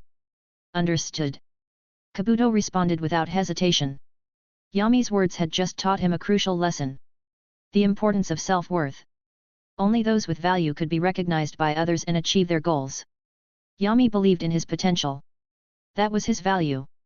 Now, he needed to transform that potential into real strength, to prove that Yami had made the right choice. When that time came, Nan would finally be free to live the life she wanted. And the orphans would have a better future. Kabuto clenched his fists. For the first time, he had a goal to strive for. He had found his purpose. CG, take him to get familiar with the base and assign him a teacher. The moment Yami finished speaking, a Barame CG stepped out from the shadows. As they left, Kabuto and Izumi crossed paths at the entrance. Izumi glanced at Kabuto with curiosity, her large eyes filled with confusion. She didn't ask any questions and simply ran into Yami's house. Yami. I came to hang out with you. You officially become a ninja, let's celebrate. At that moment, Shimura witnessed something interesting. As Izumi and Kabuto passed each other, the sunlight cast a shadow at the doorway. One ran toward the light. The other walked into the darkness. The next day, after a full day of rest, Hisashi's team gathered outside the Hokage building. Once all three of them arrived, Higa Hisashi led them inside and headed straight to the mission assignment center. Konoha's missions were generally divided into two types. 1. Commissioned missions, anyone could issue these. The rewards were based on difficulty, and the village took a 20% commission as a handling fee. 2. Village-issued missions, these missions paid significantly less, only about 1/3 to 1/5 of the market rate. However, village-issued missions had an advantage, they provided contribution points. During the past Shinobi World Wars, ninja participation wasn't purely out of duty, missions were assigned based on difficulty and rewarded accordingly. Contribution points could be exchanged for various benefits. Jutsu. Ninja tools. Even private training sessions with high-ranking shinobi. Thanks to this system, originally created by Senju Tobirama Konoha's military efficiency had skyrocketed. Even ordinary ninja now had the chance to grow stronger. This was why, over the years, Konoha's shinobi quality had remained among the highest in the 5 great nations. And Konoha's economy was also the strongest among them. "Excuse me, we'd like to take a mission." Hisashi spoke politely to the clerk. The overworked clerk didn't even look up. He simply grabbed a stack of mission request forms and handed them over. "Pick one and register." Hisashi took the stack and skimmed through them, his expression darkened. The listed missions were either helping farmers plant rice, finding lost cats and dogs, long distance, time-consuming errands. The rewards were decent, but none of these missions provided any real training. "Sensei, let me take a look." Yami walked up from behind Kurane. Hisashi handed over the stack. Yami took one glance, then slammed the papers onto the clerk's desk with enough force to nearly break the table. The loud bang turned every head in the room. The surrounding shinobi and mission clients all stopped what they were doing to stare. "What the hell are you doing?" The startled clerk looked up in shock and anger. Yami pointed at the family emblem on his clothes. "I am Shimura Yami, grandson of Shimura Danzō. Think carefully before deciding how you want to talk to me." The clerk's face immediately changed. His flattering smile appeared at record speed. "So you're the Shimura clan's young master. Please forgive me, I've been so busy I didn't notice. What kind of mission would you like?" Yami ignored him. Instead, he grabbed the entire stack of mission scrolls. "Never mind. I'll choose myself." "Of course, take your time. But, some of these are quite dangerous." Yeah, I got it. I'm not looking to die." Yami waved the clerk off, then turned to his 3 stunned teammates, flashing an innocent smile. "Sensei, let's take our time and pick the right one." At that moment, all 3 had the same thought. Being a rich second-generation kid is freaking awesome. Chapter 31, Grandpa Hiruzen? When you step outside, you must carry your identity with you, but sometimes, you have to remind others of it. Yami had no intention of ending up like Asuma, the oldest second-generation heir in Konoha, who still lived like a failure. In the corner of the mission hall, Yami unfolded a stack of mission request forms and spread them out on the ground. Then, he called the others over and crouched down. "Come help me pick. Let's see which mission is best." Hisashi had a complicated expression. This was the first time he had ever chosen a mission this way. It was a novel experience. Even though he was a Haiga, the younger brother of the clan head, a branch family member was still a branch family member. No one had ever tried to curry favor with him. Besides, when a shinobi was still weak, they weren't exactly in a position to be picky. Once they became strong enough to be Jonin, they naturally gained status. By then, they wouldn't even care about these clerks. But Shimura Yami? This guy had no restraint whatsoever. Even the Hokage's son wasn't this arrogant. Then again, he was the grandson of Danzō. It made perfect sense. Everything seemed natural. Kurane and Yujao were at a complete loss for words. In their previous squads, Jonin leaders simply assigned missions. They never had a say. "This one looks interesting." Yami's eyes lit up as he pointed to a mission. Hisashi glanced at it and immediately rejected it. "No. We're not in a situation where we need to send a child to the battlefield." Konoha had signed a ceasefire with Tsunagakuer, but not with the other 3 nations. The borders were still tense, low-intensity skirmishes and conflicts were common. Ninjas from both sides would steal missions from each other or intercept supplies. The mission Yami picked? An ambush on an Iwanin team. If Hisashi actually took Yami to the front lines, he'd probably be locked up in Root's underground prison before they even got there. Oddly enough, Yujao's eyes flashed with a trace of hatred when she saw the mission. "This one," Hisashi said decisively. The 3 of them leaned in to check a B-rank assassination mission. Apparently, a merchant in the Land of Fire had been smuggling grain to Iwanin. The smuggling itself wasn't the issue. Dodging taxes? That was a problem. The Fire Daime himself had issued the request. Among assassination missions, killing civilians, especially wealthy businessmen, was one of the easiest tasks. And there was even extra money involved. Hisashi wasn't asking for much, just a little extra income for his personal savings. That way, he wouldn't actually starve Niji in the future. Alright, fine, Yami sighed in disappointment. He had wanted to head to the battlefield, make life-or-death bonds with other shinobi. But it seemed like that would have to wait. Kurane and Yujeo had no objections. Just as they were about to return the mission scroll, an Anbu shinobi suddenly appeared in front of them. Higa Hisashi, the Hokage requests your presence. Please bring your team to his office immediately. Hisashi was momentarily stunned, but quickly composed himself. Understood. We'll go now. Yami was curious. What did Sarutobi Hiruzen want? Handing the mission scroll to the Anbu, he led the way upstairs. At the Hokage's office, Hisashi knocked lightly. After receiving permission, he pushed open the door and led his team inside. The room was filled with smoke.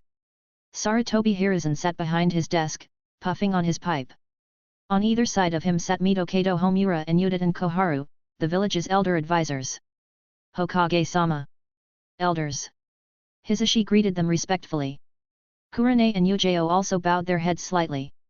After ruling Konoha for over 30 years, these old men and women still commanded significant authority. Only Yami frowned. Damn it! The room is completely sealed, and they're smoking in here? Aren't they afraid of dying from second-hand smoke? Hisashi, you're here. Hiruzen nodded with a smile. Noticing Yami's frown and how he was fanning the air in front of his nose, he immediately understood the problem. He stood up and pushed open the window behind him. A cool breeze rushed in, clearing the smoke and improving visibility. We old folks are used to the smell of smoke. We forgot you were here. Ding! Host has established a bond with Udaten Koharu. Reward, 0.5 Standard Jainin Chakra. Host has established a bond with Mitokado Homura. Reward, Fire Release, Proficiency. Yami wasn't surprised. Dan's and the Elder Council were so close that they might as well share a single pair of pants. Of course, they would have some level of goodwill toward him. After greeting the two elders, Yami turned to Hiruzen. So, old man, what do you want? Technically, Hisashi was the team leader. But this was the perfect moment for him to speak. Hiruzen simply filtered out the way Yami addressed him. He immediately blamed Dan's for it but kept the smile on his face. It took a while to successfully put your team together. Am I not allowed to check in on you? Given my relationship with your grandfather, you could even call me Grandpa Hiruzen. What's wrong with me caring for the younger generation? Yami shook his head furiously. My old man said you're a cunning old fox. The more you want to screw someone over, the bigger your smile gets, just like right now. Who knows if you're just using me to go after my old man? Silence. Hiruzen's smile froze.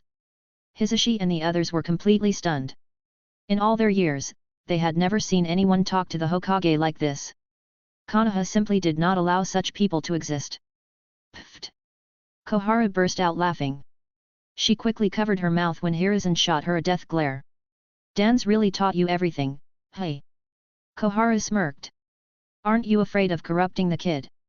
Damn you! At this moment, Hiruzen really wanted to throw Koharu out the window. What do you mean, corrupting the kid? My friendly smile is fine, damn it! Taking a deep breath, Hiruzen decided not to engage with Yami's nonsense. Instead, his expression turned serious. Hisashi, I called you here because I have a mission for you.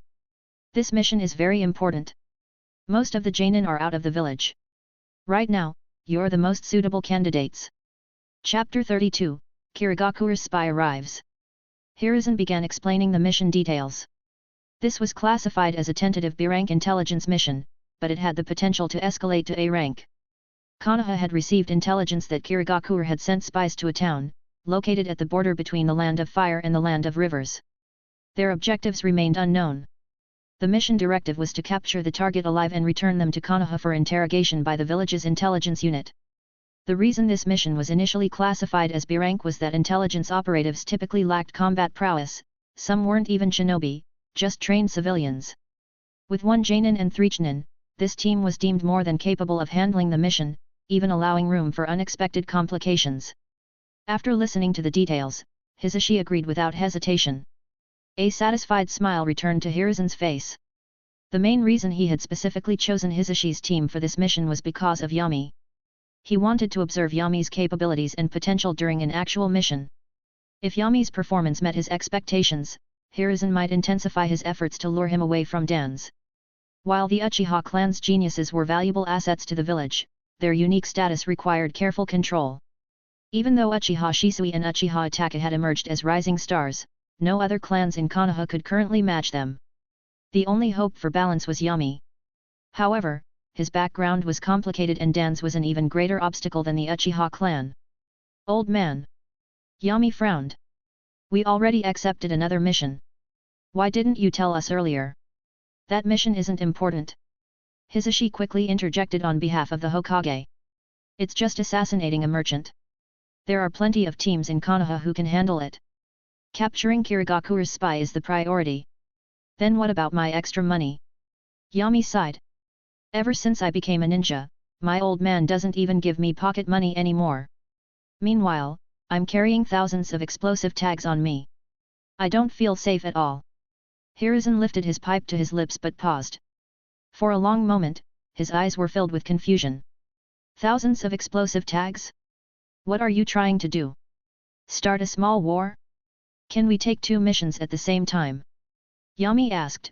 The mission we accepted is in Tange Street, which happens to be on the way. What mission did you take? Hiruzen asked. Hisashi quickly explained the details. The Hokage hesitated. There's no precedent for carrying out 2 missions at once. It's just a matter of approval, Yami said dismissively. Sensei writes the mission report, you sign off on it, and that's it. Hiruzen, Yuta and Koharu added, it's a matter of convenience. It won't take much extra time, and it also saves manpower. I think it's a good idea. You should have more confidence in Hisashi. Even though he's from the branch family, his strength is undeniable. I agree. Mitokedo Homura nodded seriously. Their team composition is exceptionally strong. It would be wasteful to limit them, especially when the village is short on manpower. Fine. Under the persuasion of his advisors, Hiruzen had no choice but to approve it. However, he still gave one warning. If you fail the mission, I'll have Dan spank you when you return. Hisashi's mouth twitched. If you fail a mission, all you get is a spanking? As expected, connections rule everything. With 2 authorization letters in hand, Hisashi's team left the Hokage building and headed straight for Konoha's gates. Since they had already packed their gear, they wasted no time and prepared to leave the village. At the gates, the 2 gatekeepers Kamizuki Izumo and Hagana Katetsu stood guard. Technically speaking, these 2 were Yami's classmates, having graduated just a few months ago. Normally, genin weren't qualified to be gate guards, but today, they were on duty as part of their assigned missions. After completing the departure registration, Hisashi turned to the others. Fujimoto Keisuke, the smuggler, is currently residing in Tange Street. It's not far from Konoha. If we move at full speed, we should arrive by afternoon. The group nodded without objection. They disappeared into the forest, swiftly leaping through the treetops. When Hisashi said full speed, he didn't mean burning out their stamina. Instead, he meant maintaining a balance between speed and endurance, ensuring their condition remained above 80% in case of emergencies. Thus, their travel pace was dictated by the slowest team member. That person was Kurane. She had the weakest endurance in the squad. Realizing this, Kurane remained silent throughout the journey, carefully managing her stamina. She secretly resolved to train her taijutsu and endurance when she returned. At the very least, she needed to improve her travel speed. Meanwhile, Yami and Yujao seemed completely unaffected. In fact, Yujao even took the opportunity to ask Yami about kenjutsu techniques along the way. By the time they arrived at Tange Street, Yujao still seemed unsatisfied. Dan's had provided Yami with numerous swordsmanship instructors and swordsmanship scrolls, so his theoretical foundation far exceeded Yujao's. Their conversation had been highly beneficial for her, helping her recognize many weaknesses in her technique. If it were up to her, she would have found a secluded area to train with Yami immediately. But this was a mission. Now that they had arrived, their priority was the task at hand. The team booked a hotel, checked in, and gathered in Hisashi's room for a final briefing. Fujimoto Keisuke lives in the luxury district of Tange Street, Hisashi explained. Many wealthy merchants and nobles reside there. Our mission must be conducted discreetly, causing a scene would damage Konoha's reputation. Though Tange Street was called a street, it was actually a bustling commercial town. Casinos, pleasure houses, and taverns lined the streets. At night, the town was alive with activity, making stealth operations more difficult. We'll rest for now, Hisashi concluded. We move after midnight. After leaving Hisashi's room, Yami suddenly called out to Yujao. Yujao. She turned to him, curious. What is it? Do you know someone named Uzuki Shinji? Yujao's expression immediately darkened. Chapter 33, Two Women? Bonus. Where did you hear this name? Yujao looked at him anxiously. Is he your relative? Yami didn't answer directly but continued asking. Seeing Kurane watching her with a gossipy expression, Yujao immediately grabbed Yami and dragged him into his room. Yami. Yami, can you tell me where you heard about Uzuki Shinji? This is really important to me. Inside the room, Yujao pleaded with him. Yami nodded. I can tell you, but you also have to tell me about your connection to him and what exactly happened. He wanted to hear the whole story. All right. Yujao agreed and began explaining her relationship with Shinji. He was her uncle, her father's younger brother, and the most talented genius of the Uzuki clan. At 13, he had already become a Takubutsu Genin. However, during the Third Shinobi World War, he was reported as dead in battle against Iwagakure. His body was never found, just his name listed in the casualty records. For almost 10 years, Yujao had believed her uncle was gone. No wonder she was so emotional upon hearing his name from Yami. I see. Yami thought for a moment before revealing a bit of information about Shinji. He's still alive and still en route. Yujao stood up abruptly, eyes wide with shock. Then why hasn't he come home all these years? Not even a single letter. Maybe he had some sort of agreement with my old man, Yami casually blamed Danz. Let me make one thing clear, Anbu is Anbu, and root is root. The two are completely different. Yujao frowned in confusion. Isn't root just a division of Anbu? Yami sighed.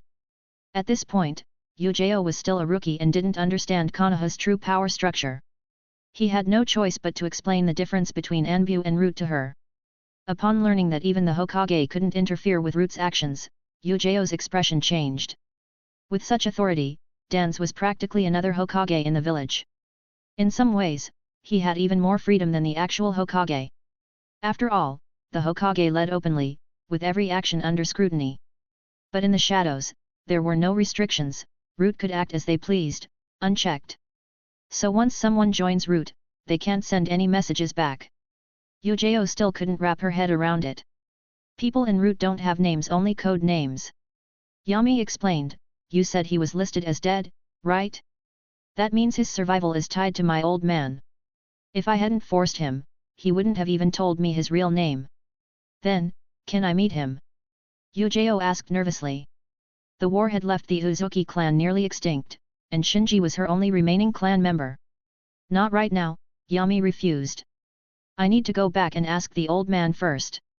I'll let you know after that. All right. Although disappointed, Yujao understood. She looked at Yami gratefully. Thank you, Yami. If you hadn't told me, I never would have known I still had family left in this world. Bond with Uzuki Yujao has reached the second stage. Reward received, swordsmanship talent, good. That fast? Yami was a bit surprised.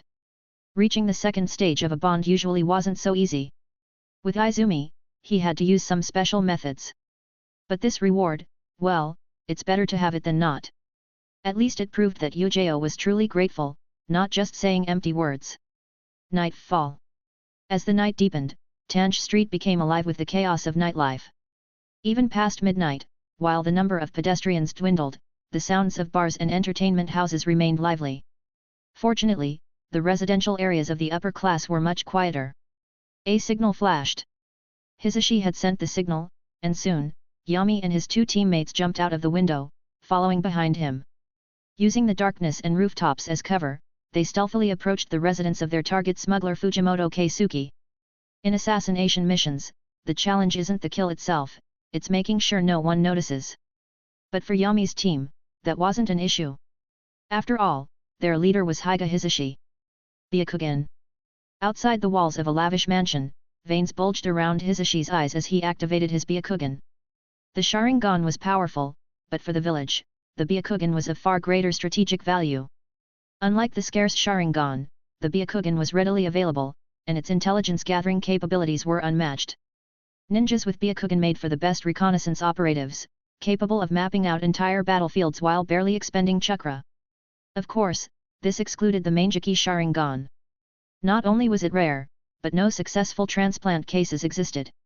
Other than old-timers like Noki, most shinobi villages considered Mangeki Sharingan nothing more than a legend. Inside the mansion, Hisashi quickly scanned the area, then took out a scroll and began sketching a rough map on the ground. There are 3 people in the master bedroom on the 2nd floor, 1 man and 2 women. 2 guards are posted at the door. 3 more bedrooms on the 1st floor, each occupied by 2 people. And 2 more in the basement. He paused, then heavily circled one of the bedrooms near the master bedroom. This room is the most important. There's a shinobi inside, judging by his chakra, he's a Chunin. And he's still awake. Our target is most likely in the master bedroom, but there's always a chance he has multiple hideouts. So we need to secure everyone for identification. Hisashi then looked up at Yami and his teammates to assign roles. But after a quick glance, he froze. What the hell? Staring at Yami's chakra, which was several times larger than his own, Hisashi almost thought his Byakugan was malfunctioning. Meanwhile, Yami wasn't paying any attention. His mind was fixated on one particular detail. 1 man and 2 women. He clenched his fists in frustration. Damn it! Even with all his advantages, he hadn't enjoyed such treatment. And yet, this measly smuggler dared to. Very good. You've already found your way to the afterlife. Chapter 34, Yami, you're too extreme. What's there to discuss? Yami drew his Kusanagi sword, his voice cold and murderous. The best stealth is to leave no witnesses. Killing them all solves everything. Let me handle it. Yami, calm down. This method is too extreme. Hisashi had just recovered from the shock of Yami's overwhelming chakra when he heard this terrifying statement. He quickly grabbed him, his expression tense. We are shinobi, not butchers. Aside from the target, there are ordinary people in this house. They're innocent. Yami sneered. Innocent? Anyone who aids criminals is no better than the criminals themselves. En route, there are no such rules. Anyone who interferes with a mission is disposable. That's too extreme even for route. Cold sweat trickled down Hisashi's forehead. Yami, we're a standard shinobi team, not an underground assassination unit. If you really do this, you might be fine, but Yujao, Kurane, and I will all be punished. You can't drag your teammates down with you. At that moment, Hisashi finally saw Dan's shadow within Yami. Until now, Yami had always seemed like a playful, slightly arrogant but generally good-hearted child. Sure enough, Byakugan could see through bodies, but not hearts. A kind child who casually suggests slaughtering an entire household? Impossible. Yujao and Kurane were even more numb. Why did it feel like they were the ones being punished when it was Yami doing the killing? This darkness was too deep. Fortunately, Yami hesitated, his expression loosening slightly. All right. Then what's Hisashi-sensei's plan? Seeing that he had convinced him, Hisashi let out a quiet sigh of relief and quickly explained. The civilians are easy to handle, Kurane's genjutsu will take care of them. Yami, you will handle the Chunin. Yujao will complete the assassination. I'll stay outside in case anything unexpected happens. It was a well-thought-out plan, making full use of the team's strengths. Hisashi had chosen not to participate in the combat directly, allowing the younger shinobi to gain experience. Neither Yami nor Yujao had any objections. Only Kurane looked troubled. Hisashi-sensei, most of the genjutsu I've mastered are single-target techniques. I know the Narakumi no Jutsu, but I'm not proficient yet. The people in the basement might not be affected. I see. Hisashi frowned, realizing he had overlooked this point. Then I'll... Before he could adjust the plan, Yami interrupted. I'll handle it. Yami, you can use large-scale genjutsu. Kurane was surprised. Although her genjutsu had been ineffective against him before, Yami had explained that it was due to the vast difference in their mental strength. I can't. But my summoning beast can. Yami pulled out a small vial of blood from his ninja pouch, smeared it onto his palm, and formed a series of seals before slamming his hand onto the ground. Kokiyos no Jutsu. A puff of white smoke exploded. A small, pink piglet appeared before them. But unlike a regular piglet, this one had an elongated nose, resembling an elephant's trunk. Taper! Taper! The little piglet immediately leaped into Yami's arms, rubbing against him affectionately, as if complaining about not being summoned sooner. All right, all right. I've been busy with missions lately. I'll take you to eat your favorite octopus balls once I'm on break. Yami lifted the piglet slightly. You got even fatter. Taper. So cute. Kurene's eyes sparkled as she stepped closer, looking like she wanted to snatch the piglet away. Yujao didn't move, but her gaze was locked onto the creature, unable to look away. Is this the dream-eating beast? Baku. The Hyga clan had a long history. Alongside their powerful jutsu, they also maintained extensive records on summoning beasts. Hisashi quickly recalled the information. That's right. Baku, which he calls taper from the sound it makes, is a dream eater. Yami patted the little creature and noticed Hisashi's lingering confusion. He continued explaining. Most dream eaters specialize in wind release, but taper is different. Its specialty is genjutsu, specifically putting people into deep sleep instantly. Though it's still young, it's more than enough for regular people. Taper. The dream taper lifted its head proudly, waving its small trunk. Both Kurene and Yujao smiled at its adorable display. All right, let's give the dream taper a try, Hisashi decided quickly. Kurene, follow up and check for any stragglers to make sure everyone is unconscious. Yes. Although it was a bit embarrassing to be outperformed by a summoning beast, Kurene was still eager to contribute. Otherwise, she felt she would have zero presence in this team. Taper, it's time to start. Yami placed the little taper onto the ground before leaping over the mansion's high wall, alongside Kurene and Yujao. Taper. A strange sound resonated from the taper's mouth, vibrating through the air. The sound waves penetrated the mansion's walls, accurately targeting its inhabitants. Through Byakugan, Hisashi could see the results clearly. The two guards at the master bedroom's door collapsed instantly, slipping into a deep sleep. Aside from the Chunin, everyone else had also succumbed to the genjutsu. However, the dream taper was still too young. While its sound waves worked on ordinary people, the Chunin quickly detected something was off. He stood up, instantly alert. But Hisashi wasn't worried. Because Yami had already entered his room. Silent execution. Bang! The door burst open, sending dust into the air. The Chunin immediately reacted, throwing several shuriken toward the entrance. A series of metallic clangs echoed as the shuriken were deflected. And then Yami walked in, blade in hand. Hello. My name is Shimura Yami. What's yours? My name is Nakamura. The Chunin responded instinctively, but his expression froze the next second. Realizing his mistake, he rushed to form a hand seal. Nice to meet you, Nakamura. But I'm afraid we won't be seeing each other again. This is why reducing seal count and increasing speed is critical. Just as Nakamura formed his fourth seal, a blade pierced through his back, straight into his heart. His eyes widened. You. It's just a simple combination of shadow clone and body flicker technique. Yami's voice was indifferent. Nakamura's body collapsed to the floor, lifeless. Host has established a life and death bond with Nakamura. Reward, Standard Chunin Chakra Unit +1. Chapter 35, Yami's Goodwill. There was still a huge gap between rogue ninjas and those trained in a shinobi village. Poor Nakamura probably never attended a ninja academy and didn't know the most basic rule: if there's smoke near the enemy, always be cautious. Instead of securing a safe position to defend and counterattack, he recklessly rushed to attack first. His battle instincts were seriously lacking. Yami turned around, searched the room, and found over 400,000 RY. After pocketing them, he walked out and headed straight for the master bedroom. The two guards at the door were still sleeping soundly, undisturbed even when Yami kicked them aside. Without hesitation, he pushed open the door.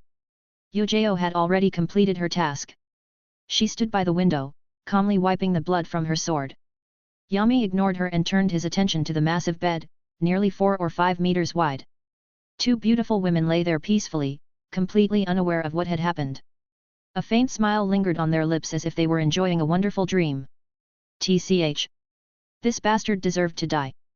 Yujao followed Yami's gaze, then turned her eyes toward the bed. The moment she saw the two half-naked women, her face flushed red. With a quick movement, she used her sword to pull the blanket over them. Then, she swiftly covered Yami's eyes. Yami, don't look at things you shouldn't. Or else, you'll get a sty in the future. Yami smirked. I was looking at them with a critical eye. What do you know? Yujao let out an exasperated sigh. Kids these days, how do they even come up with excuses like this? Clearly, their guardians weren't educating them properly. Suddenly, she recalled a certain old pervert lurking around the village recently. Could he have been the one who corrupted Yami? Far away in Konoha, Jiraiya staggered out of a kabuki hall, his steps unsteady. Out of nowhere, he suddenly sneezed, nearly falling over. After steadying himself, he rubbed his nose and chuckled. Hee, must be those lovely ladies talking about me.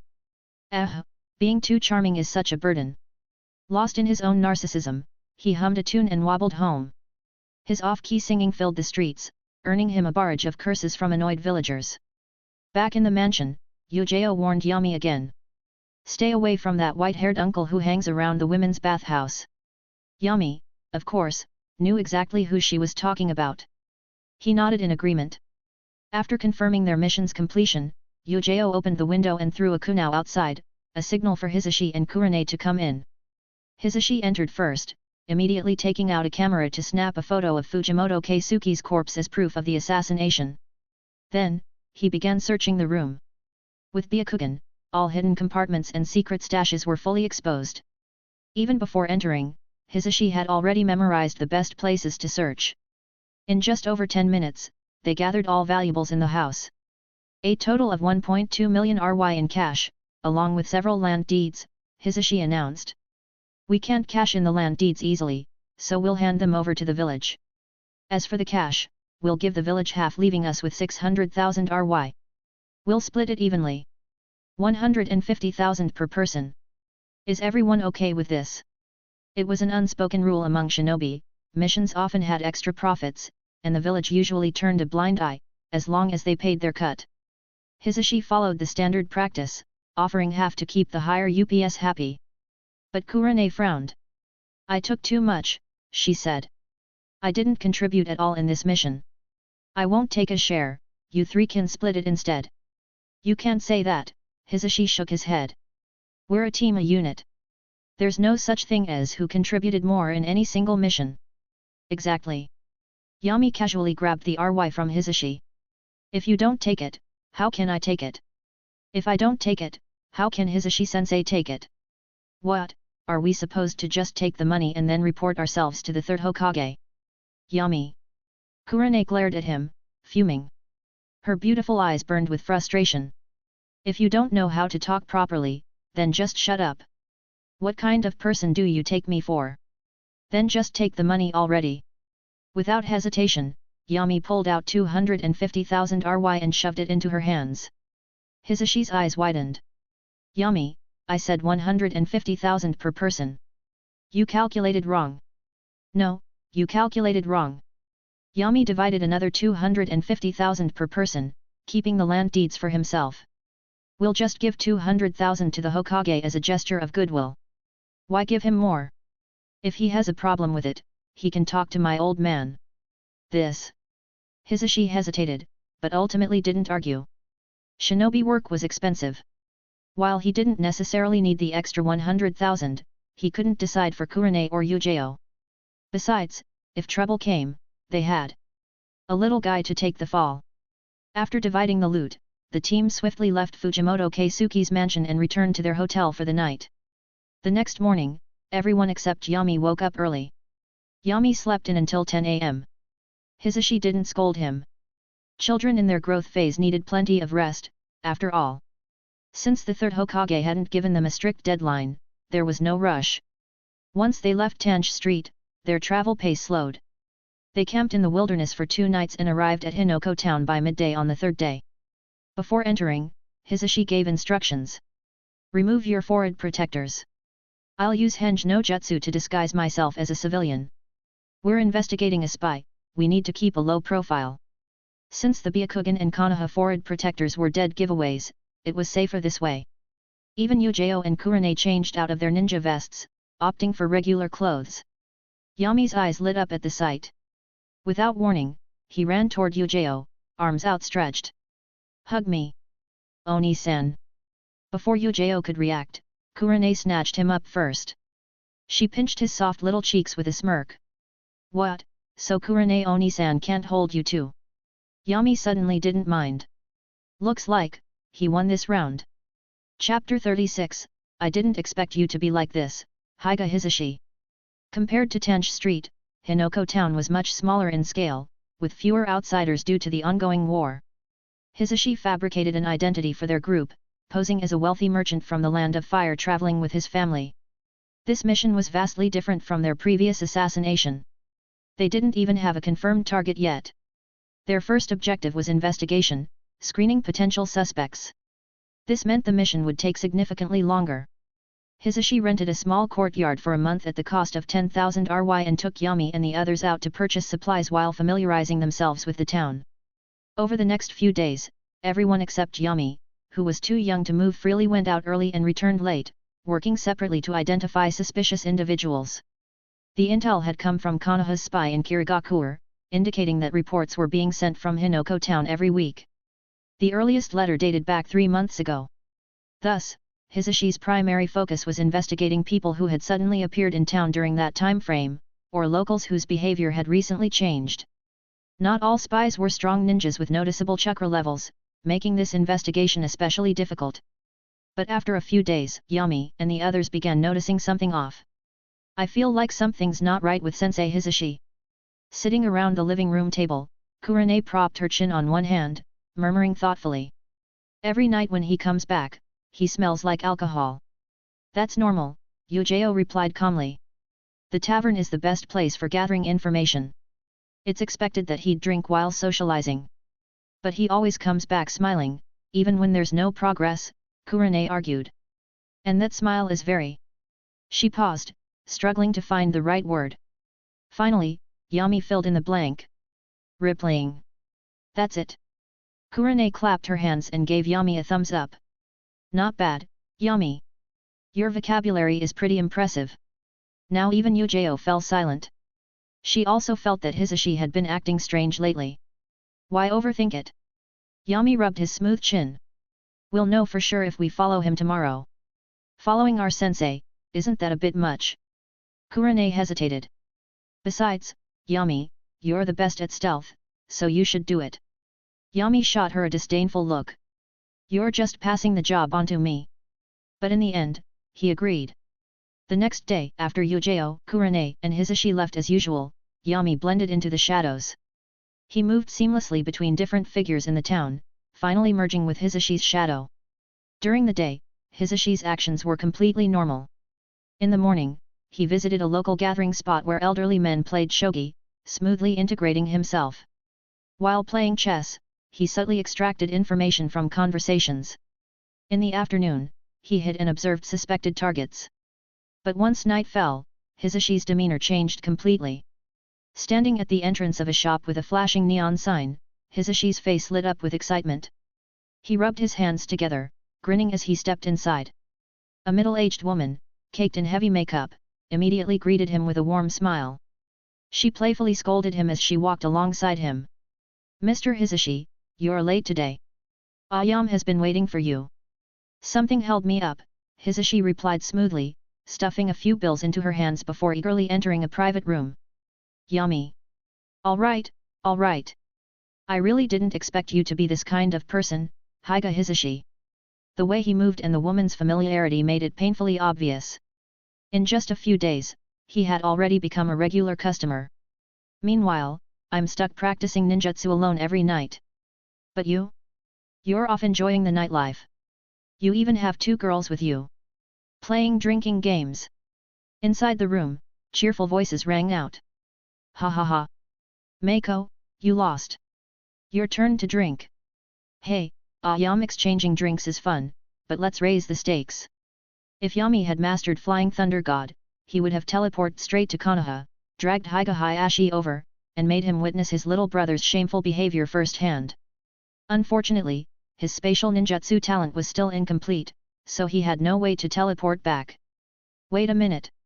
Just as Yami was contemplating how to expose Hisashi, something caught his eye. He took a closer look at Ayam's face and immediately sensed that something was off. In an instant, Yami leapt from the shadows, startling Hisashi, who was midway through a drinking game with two women. Yami! Why are you here? Bond with Higa Hisashi has reached the second stage. Reward received, Yang Attribute Chakra, excellent, ... Good grief! He was so shocked that he triggered a bond reward on the spot. Hisashi-sensei, you're really something else. Yami's smile was eerily cold. Before Hisashi could react, Yami knocked out Mako with a swift blow and tied up Ayam. Hisashi was completely confused. Yami, what are you doing? Isn't it obvious? Yami crossed his arms and sneered. This girl is the Kirigakure spy we've been looking for. That's impossible. Hisashi's face paled in shock. Yami scoffed. I overheard your conversation just now. She's been probing your background, asking business-related questions to confirm if you were really a merchant. A brief flicker of panic crossed Ayam's eyes. Hisashi didn't notice it, but Yami did. The alcohol-fueled haze in Hisashi's mind suddenly cleared. Is that all? But I already investigated her. Ayam has been in this town for half a year. Sure. But there's one crucial flaw in your reasoning. Yami dramatically adjusted his non-existent glasses, then pointed at Ayam, who was still pretending to cry pitifully. Look at her. A girl of this caliber would be top tier even in the best custom houses in Konoha or Tange Street. Are you telling me she'd willingly stay in a small, backwater town like this? Not a chance. Yami had seen enough in his previous life to judge a place's quality based on its hostesses alone. Hisashi's mouth fell open as realization hit him like a brick. He slumped to the ground in defeat. Chapter 37, Punishment, Tsunagakure's Information. Hisashi-sensei, you wouldn't want the Higa clan leader to know about your glorious deeds, would you? I'm sorry, I was wrong. Please don't tell him. In the living room, Hisashi knelt in front of Yami in a full dogusa. Beside Yami sat Kurane and Yujeo, both wearing serious expressions, clearly ready to pass judgment on Hisashi. They had already heard the whole story from Yami and were furious. Although the capture of the spy had been an accident, it wasn't Hisashi's original intention at all. He'd simply fallen for a woman. If Yami hadn't been smart enough, they would have wasted a lot more time before realizing the real mission. Hisashi-sensei, this is a bit tricky, Yami said, shaking his head in apparent difficulty. A verbal apology doesn't seem very sincere. Hisashi understood the implication and quickly responded, one meal barbecue. Eat as much as you want. Yami raised 3 fingers. You wasted time for all 3 of us. So if you're going to compensate us, it should be 3 meals. Phew. Hisashi sucked in a breath. 3 meals. With the appetite Yami showed last time, he'd need to spend not only his entire mission pay but also the extra RY he'd earned on the side. Not to mention what he already spent at the brothel these past few days. Damn it, does he have to fund the mission himself now? Does Hisashi-sensei not agree? Yami asked casually when he saw the man still hesitating. Then there's no need to force it. I'll just have Grandpa pay a visit to the Higa clan leader when we get back. Please don't. Hisashi immediately bowed again. It's all my fault. 3 barbecue meals, no problem at all. Great. Very enthusiastic. A smile lit up Yami's small face as he praised him. Then I'll thank Hisashi-sensei in advance. Of course, of course. Hisashi forced a smile and found an excuse. I'll go monitor Ayam to keep her from running away. With that, he fled the room in embarrassment. Pfft. Kurane and Yujeo, who had remained silent the whole time, looked at each other and burst out laughing. Kurane clapped her hands. Yami, you're something else. You blackmailed Hisashi-sensei for 3 barbecue meals again. This trip was a total loss for him. If we eat more, he might even go broke. Yami grinned wickedly. Then let's eat a little less for lunch one day so we can hit him hard at dinner. You're so evil. Kurane laughed until she nearly fell over. She understood exactly what Yami meant. If someone's too hungry, they can't eat much. But if they eat lightly at noon, they'll have a bigger appetite at night. Since the spy Ayam was an ordinary civilian, strict supervision wasn't necessary. After Hisashi ensured she couldn't move, he told everyone to rest, taking on night watch duty himself. However, Yami stood up and said he'd slept enough during the day and offered to take the night watch. Hisashi didn't insist and handed over the responsibility to Yami. In the dead of night, after confirming the others were asleep, Yami seated by the door to Ayam room suddenly opened his eyes. "Cg, Ryo, come out." At his soft call, Abarame Cg and Yamanaka Ryo emerged from the shadows. Since leaving Konoha, the two had been secretly following Yami, waiting for orders at any time or prepared to risk their lives to buy him time to escape if needed. With the root's concealment techniques, even Hisashi's Byakugan wouldn't detect them unless he actively searched. "Master," Yamanaka Ryo whispered. Yami closed his eyes again. "Get all the information and report back to my grandfather." "Understood." Yamanaka Ryo gently opened the wooden door without making a sound. Konoha's Intelligence Analysis Division had always been managed by the Yamanaka clan.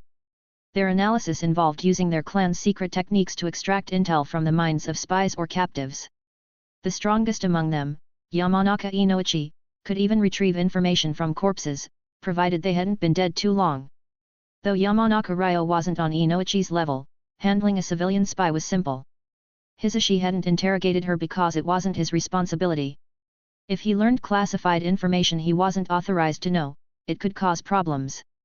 So once he confirmed Ayam's identity and that there were no accomplices nearby, he simply locked her up without asking further. But Yami didn't have such concerns. It wasn't that he didn't plan to hand her over to Hiruzen, but he wanted to keep a backup for Root. Half an hour later, Yamanaka Ryo reappeared, holding a small booklet. "Master, all the information is recorded here." Yami took it and began flipping through. Ayam's real name was Matsumoto Jiku. Yami was startled for a moment, but fortunately there was a character difference, so he didn't have to worry about getting stabbed by shins. Matsumoto Jiku was a native of Kirigakura in the Land of Water. Although she had no talent to become a shinobi, her striking appearance led to her being recruited by the Mist's intelligence department. Her role was similar to a transfer point. She wasn't responsible for any missions herself, only for receiving messages encoded in Kirigakura's cipher and forwarding them to her superiors, so she remained relatively safe. She had been stationed in the Land of Fire for several years, moving frequently. About half a year ago, she was indeed sold by a merchant. But the entire situation had been arranged by Kirigakura to allow her to more easily receive information from Tsunagakura. After Yami finished reading her background, he continued flipping through the intel. Much of it was outdated, so he schemed those parts. Most of what remained was Tsunagakura related and seemingly irrelevant to him. Until he reached the last page, Yami's hand paused. "The Sand Shinobi intend to reconcile with our village and offer concessions. Their prepared show of sincerity will appear in the Great Canyon of the Land of Water on the 15th of next month." A long-buried memory suddenly resurfaced. Although most of this world's storyline focused on Konoha, there were still descriptions of other villages' shinobi, and some of them had left strong impressions on Yami. One of them was likely the very sincerity Tsunagakura was referring to. Scorch Release Bloodline Wielder Pakura. Chapter 38, Pakura, the Scorch-style sacrifice.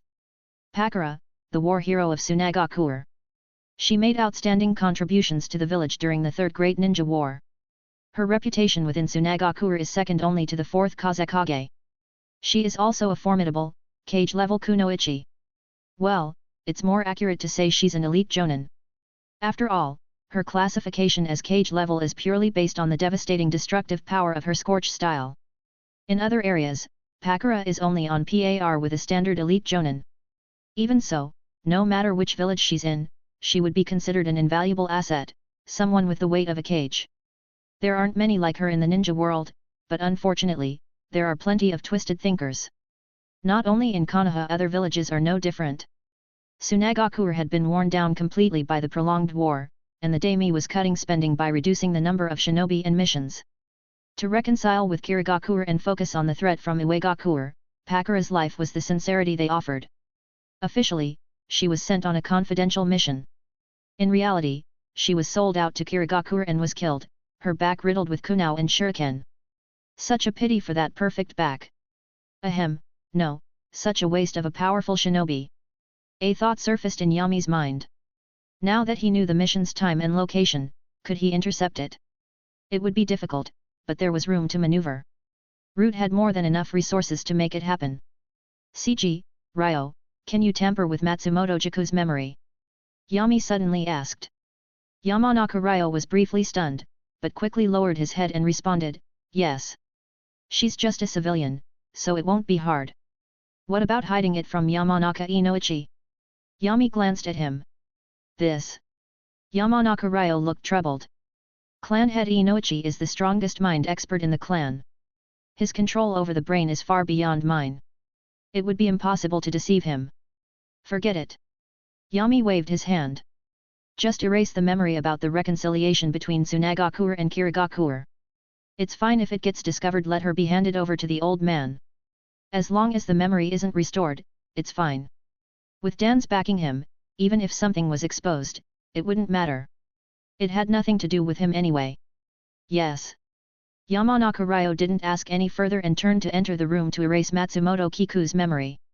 The next day, Hisashi's team, having completed their mission, set out to return to Konoha. Matsumoto Jiku, in a dazed state, was being carried by Hisashi. She had no memory of what had happened the night before, and Hisashi and the others didn't notice anything unusual. 3 days later, the group returned to the village. Seeing the fatigue on Yujeo and Kurene's faces, Hisashi showed concern and told them to head home and rest. He would handle the mission report alone. After the three parted ways, Hisashi brought Matsumoto Jiku to the Intelligence Interrogation Division, then headed to the Hokage's office to wait for the summons. However, what Hisashi didn't know was that after the three had parted, they met up again not far away at Ichiraku Ramen. After finishing 3 bowls of ramen in a row, Yami let out a satisfied sigh and said to Kurene. Kurene, before Hisashi-sensei gets home, go to the Hyuga clan and tell the clan head all about his glorious actions. Kurene turned her head in surprise. Didn't you promise Hisashi-sensei not to tell the clan head about it? Yes, I did say that. Yami puffed up his chest righteously. But I didn't say I would go. I asked you to go. Cough. Yujeo, who had been sipping tea, choked on it, looking at Yami in disbelief. Aren't kids these days too sly? Kurene was the type who loved drama and chaos. She teased, that's a big risk. Unless you call me Oni-san, I won't help you with something so bad. Kurene Oni-san. Yami immediately acted cute, making Kurene burst into laughter. Let's go, if we wait any longer, Hisashi-sensei might be back. Kurene left quickly after slapping the money on the table. Yujeo silently mourned for Hisashi for 2 seconds, but she didn't feel even a bit guilty. She also believed Hisashi needed a little punishment. Even if he was already a hopeless middle-aged man, what if he led little Yami astray? Elsewhere.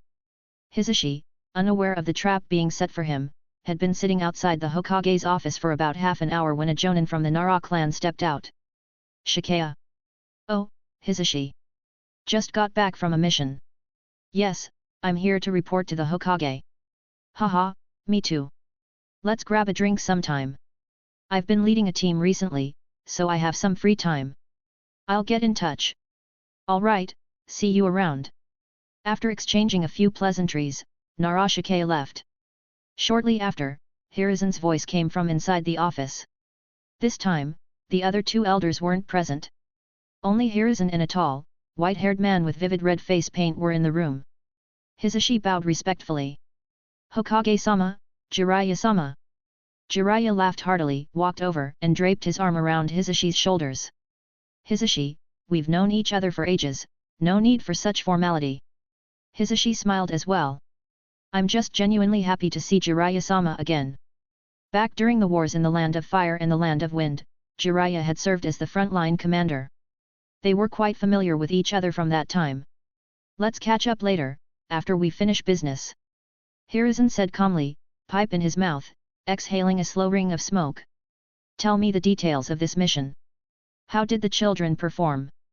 As soon as Yami's group returned to the village, the Anbu had already informed Sarutobi Hiruzen. Jiraiya had been specially summoned to listen as well. Well, it went like this. Hisashi began his report. Chapter 39, Senju Clan Bloodline? Hisashi's mind was as clear as a mirror. He understood very well that although Hiruzen asked about the children's performance, his real focus was only on one person. So, Hisashi recounted the entire mission outside the village almost entirely from Shimura Yami's perspective. Hiruzen listened intently without interrupting any part of Hisashi's account. It wasn't until Hisashi spoke about Yami's actions during the assassination mission that Hiruzen finally spoke. What does that old man Danzō usually teach? A 7-year-old child thinking about killing everyone to silence them at any moment, how can he have such intense killing intent? Jiraiya said flatly, if it's Danzō related, even the most absurd things become normal, don't they? Hisashi lowered his head and didn't dare to speak. Their words went in one ear and out the other. The two big names could casually speak about Danzō, but he, as a minor branch member of the Hyuga clan, neither had the qualifications nor the courage to comment. Hisashi, go on. Yami's strategic judgment somewhat eased Hiruzen's worries. It showed the boy could still be guided, so he wasn't overly concerned. Hisashi continued his report. He had originally considered hiding some parts, but fearing it might come to light later, he chose to reveal his dark history and the full story of how Yami identified the spy. At that moment, both Hiruzen and Jiraiya were at a loss for how to react. No way, he really did that? He used that method to identify a spy? Jiraiya prided himself on his familiarity with women, having been in a sea of flowers and touched every petal, yet he had never thought to associate a location's environment with the quality of women. Those words had opened a new door for him. Truly wonderful. After a long silence, the awkward atmosphere was finally broken. Hiruzen frowned and spoke in a serious tone. Hisashi, you're an experienced jonin. How could you make such a rookie mistake? I won't punish you this time, but don't let there be a next. Yes, I'll be more careful, Hisashi replied, forehead damp with sweat. Ha ha ha, old man, don't be so uptight. Jiraiya laughed heartily and patted Hisashi on the shoulder comfortingly, adding with a wink, don't take it too seriously, Hisashi. You just made the kind of mistake any man could make. If beauty is your weakness, then let's face it head on tonight. We can't have such vulnerabilities during missions. Hearing this, Hisashi was actually moved. What Jiraiya said made sense. A real man should confront his weaknesses. Once he becomes fully desensitized to beauty, wouldn't he become invincible? Nonsense! Hiruzen scolded Jiraiya. If you lead Hisashi astray, don't come to me when he hunts you down for answers. After that, his expression softened a bit, and he said to Hisashi, you may leave. I'll keep an eye on Yami's psychological conditions so that he doesn't go astray. Yes, Hokage-sama. Hisashi turned and left the Hokage's office with a sigh of relief, closing the door carefully behind him. As he closed it, he caught sight of Jiraiya winking at him repeatedly. With the tacit understanding shared by men, Hisashi immediately grasped the message and nodded solemnly. Red Light District. 10 o'clock tonight. Inside the office, Hiruzen was still puffing on his pipe. He didn't speak right away, only finishing the last bit of tobacco before asking, Jiraiya, what do you think? What do you mean, what do I think? Jiraiya tried to feign ignorance, but Hiruzen had brought him here specifically for his insight into people. There was no way he'd let him dodge it. Don't play dumb. If you won't give me your opinion, I'll assign Shinashug to follow you around every day. Forget about going near the red light district. You're too cruel, old man. Jiraiya's face collapsed instantly, and he slumped onto the sofa. Hiruzen let out a long sigh and said earnestly, Jiraiya, I don't want to see anyone walk the same path as Danzō, or Orochimaru. At the mention of his old friend, Jiraiya fell silent. His usual carefree attitude vanished, replaced by seriousness. Old man, I haven't seen that kid myself yet, so I can't make a judgment. That wouldn't be fair, to him or to the village. He stroked the armrest of the sofa and spoke in a low voice, but judging from what Hisashi reported, that kid's talent is undeniable. He surpasses Kakashi, and even Minato wasn't this impressive at his age. Mentioning his former disciple caused a shadow to fall over Jiraiya's heart again. Forcing a smile, he asked, but is there something wrong with Hisashi's Byakugan? How could Yami have more chakra than him? Hiruzen shook his head slightly. Shimura Arashi is nothing special, but his wife, Shimura Saki, once had another name Senju Saki. Senju clan. Jiraiya was surprised. Since he didn't get along well with Danzō, he knew little about the Shimura family and wasn't aware of this. You mean, he awakened the Senju bloodline? That's the only explanation. Sarutobi Hiruzen refilled his pipe and lit it again. I suspected it ever since his duel with Uchiha Itachi. His remarkable chakra control and nature transformation are characteristics of the Senju clan. After hearing Hisashi's report, I'm almost certain Shimura Yami has awakened the Senju bloodline, and it's not a thin one. Another moment of silence. Then Jiraiya slowly stood up and suddenly laughed. Ha ha ha.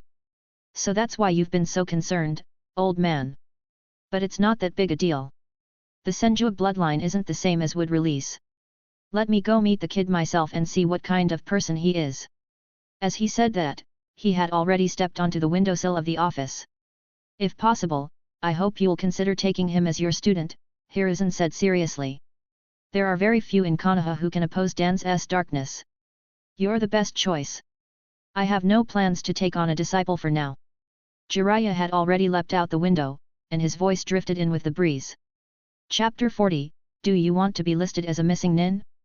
The next day, Yami and the other two gathered under the Hokage building as usual, but instead of Hisashi, they were greeted by a messenger sent on his behalf. Apparently, Hisashi had returned home too late the previous night, tripped over a stone, and broke his leg. As a result, his team was given a 7-day break, and the members were free to act as they pleased. They could either take missions or train on their own. After delivering the message, the Hyuga clan shinobi departed, leaving the three of them staring at each other in disbelief. Tripped over a stone? Only an idiot would believe that. Looks like the Hyuga clan head was pretty ruthless last night, Yami sighed, sounding like a little adult, which made the two girls laugh. So, what do we do now? Kurane asked. Take a mission. Yami shook his head. Low-level missions are boring, and advanced missions require the signature of the lead Jainin. Let's skip missions while Hisashi-sensei is resting. Of course, if either of you are short on money, go ahead. Yami didn't take missions to slave away, he was after titles. If there was an opportunity to slack off, he'd gladly take it. Please, I'm a little rich lady, Kurane snorted proudly, while Yujao smiled quietly, also clearly not strapped for cash. Anyone with a surname in this chaotic world of shinobi likely came from a family with some wealth. Let's get breakfast first, Kurane said, rubbing her stomach. I was counting on Hisashi-sensei to treat us to a big meal today, but looks like that's not happening. Come on, my treat, let's get some dango. Since someone was treating, neither Yami nor Yujao had any objections. The three of them arrived at the dango shop, which happened to be owned by one of Yami's classmates' families. Since it was morning, there weren't many customers. Only one woman sat at the counter, wolfing down more than 10 skewers of dango. Seeing the familiar figure, Kurane blinked in surprise, then called out cheerfully, Anko. Mitarashi Anko turned around instinctively when she heard her name and grinned. Kurane? You came for dango too? And this is Uzuki Yujao. Anko-senpai. Yujao greeted her politely. Kurane and Anko had been 2 grades above Yujao in the academy, so they had met before. As the three of them sat down next to Anko, she noticed Yami following behind and joked. What's this? Babysitting duty? Don't talk nonsense. Yami's our teammate, Kurane said, rolling her eyes. Did you just come back from outside? Don't you know about the genius who surpassed the Uchiha? Anko blinked and replied casually, I just got out from the interrogation department. I couldn't get any intel from inside the village. It's normal that I haven't heard anything, right? Kurane fell silent. She knew the reason Anko was under investigation, simply because she was Orochimaru's student. After Orochimaru defected, all his former subordinates were implicated, especially Anko, his only living disciple. Will it be okay from now on? Kurane asked softly. Who knows? Anko smiled indifferently and stuffed 3 dango into her mouth at once. Her cheeks bulged like a squirrel's as she mumbled, anyway, I can't take any missions for the next 6 months. I'm stuck doing clerical work. That's not so bad, Kurane said, trying to comfort her. At least you weren't locked up. The third Hokage wouldn't wrongly accuse you. Forget about it. Anko shook her head, then turned to Yami with interest. You said this kid is a genius beyond the Uchiha. What's the story? Kurane explained everything to her, including the story of how both she and Yujao had lost to Yami in the squad evaluation. Anko listened intently, surprised, then turned to Yami with a curious look. Brat, you're pretty good. Want to spar with me sometime? Yami, who was munching on dango, rolled his eyes, put down the skewer, and summoned the Kusanagi sword from his storage scroll, slamming it onto the table. If you call me a brat again, I'll have you exiled and list you as a missing nin. Anko's grin froze. The Kusanagi sword? Why do you have the Kusanagi sword? Obviously, your master Orochimaru gave it to me, Yami said without even looking up. Jealous? He didn't even take you with him when he defected. Looks like you didn't mean much to him as a disciple. What did you just say? Anko shot up in fury, startling the shop owner in the back. Host has formed a hostile bond with Mitarashi Anko. Reward, fire attribute chakra, excellent. Kurane quickly held her back. Anko, Yami's just a child. Don't take him seriously, kids say whatever, and his face is innocent too. If Advisor Danz finds out you bullied his grandson, you might be back in the interrogation department before nightfall. Danz's name still carried weight. Whether among outsiders or villagers, the sentiment toward him was the same: stay the hell away. Anko took a deep breath and calmed down. There was no point in bickering with a spoiled brat. She glared fiercely at Yami and stuck her tongue out dramatically just to scare him. It was so childish she might as well have been a kid herself. Kurane, forget this little guy. Let's go drink tonight. The group dispersed quickly. Kurane was dragged off by Anko to go shopping, and Yujeo returned home to practice swordsmanship. Yami was on his way home when he called Aberame Seiji to his side. Go tell the dango shop owner that from now on, all of Mitarashi Anko's dango are on the house. She can eat as much as she wants. No matter what coupon, discount, or lottery excuse she uses, as long as she leaves satisfied, I'll assign a Jainin as a tutor to her chubby little son. There were only so many Jainin in Konoha. Most civilian shinobi had to settle for Chunin instructors after graduation. Though Aberame Seiji didn't understand Yami's intention, he knew better than to ask. He quietly disappeared into the crowd to carry out the order. Yami sneered. Anko, hey? You dare to call me a brat? I'll fatten you up decades early. Thanks for listening.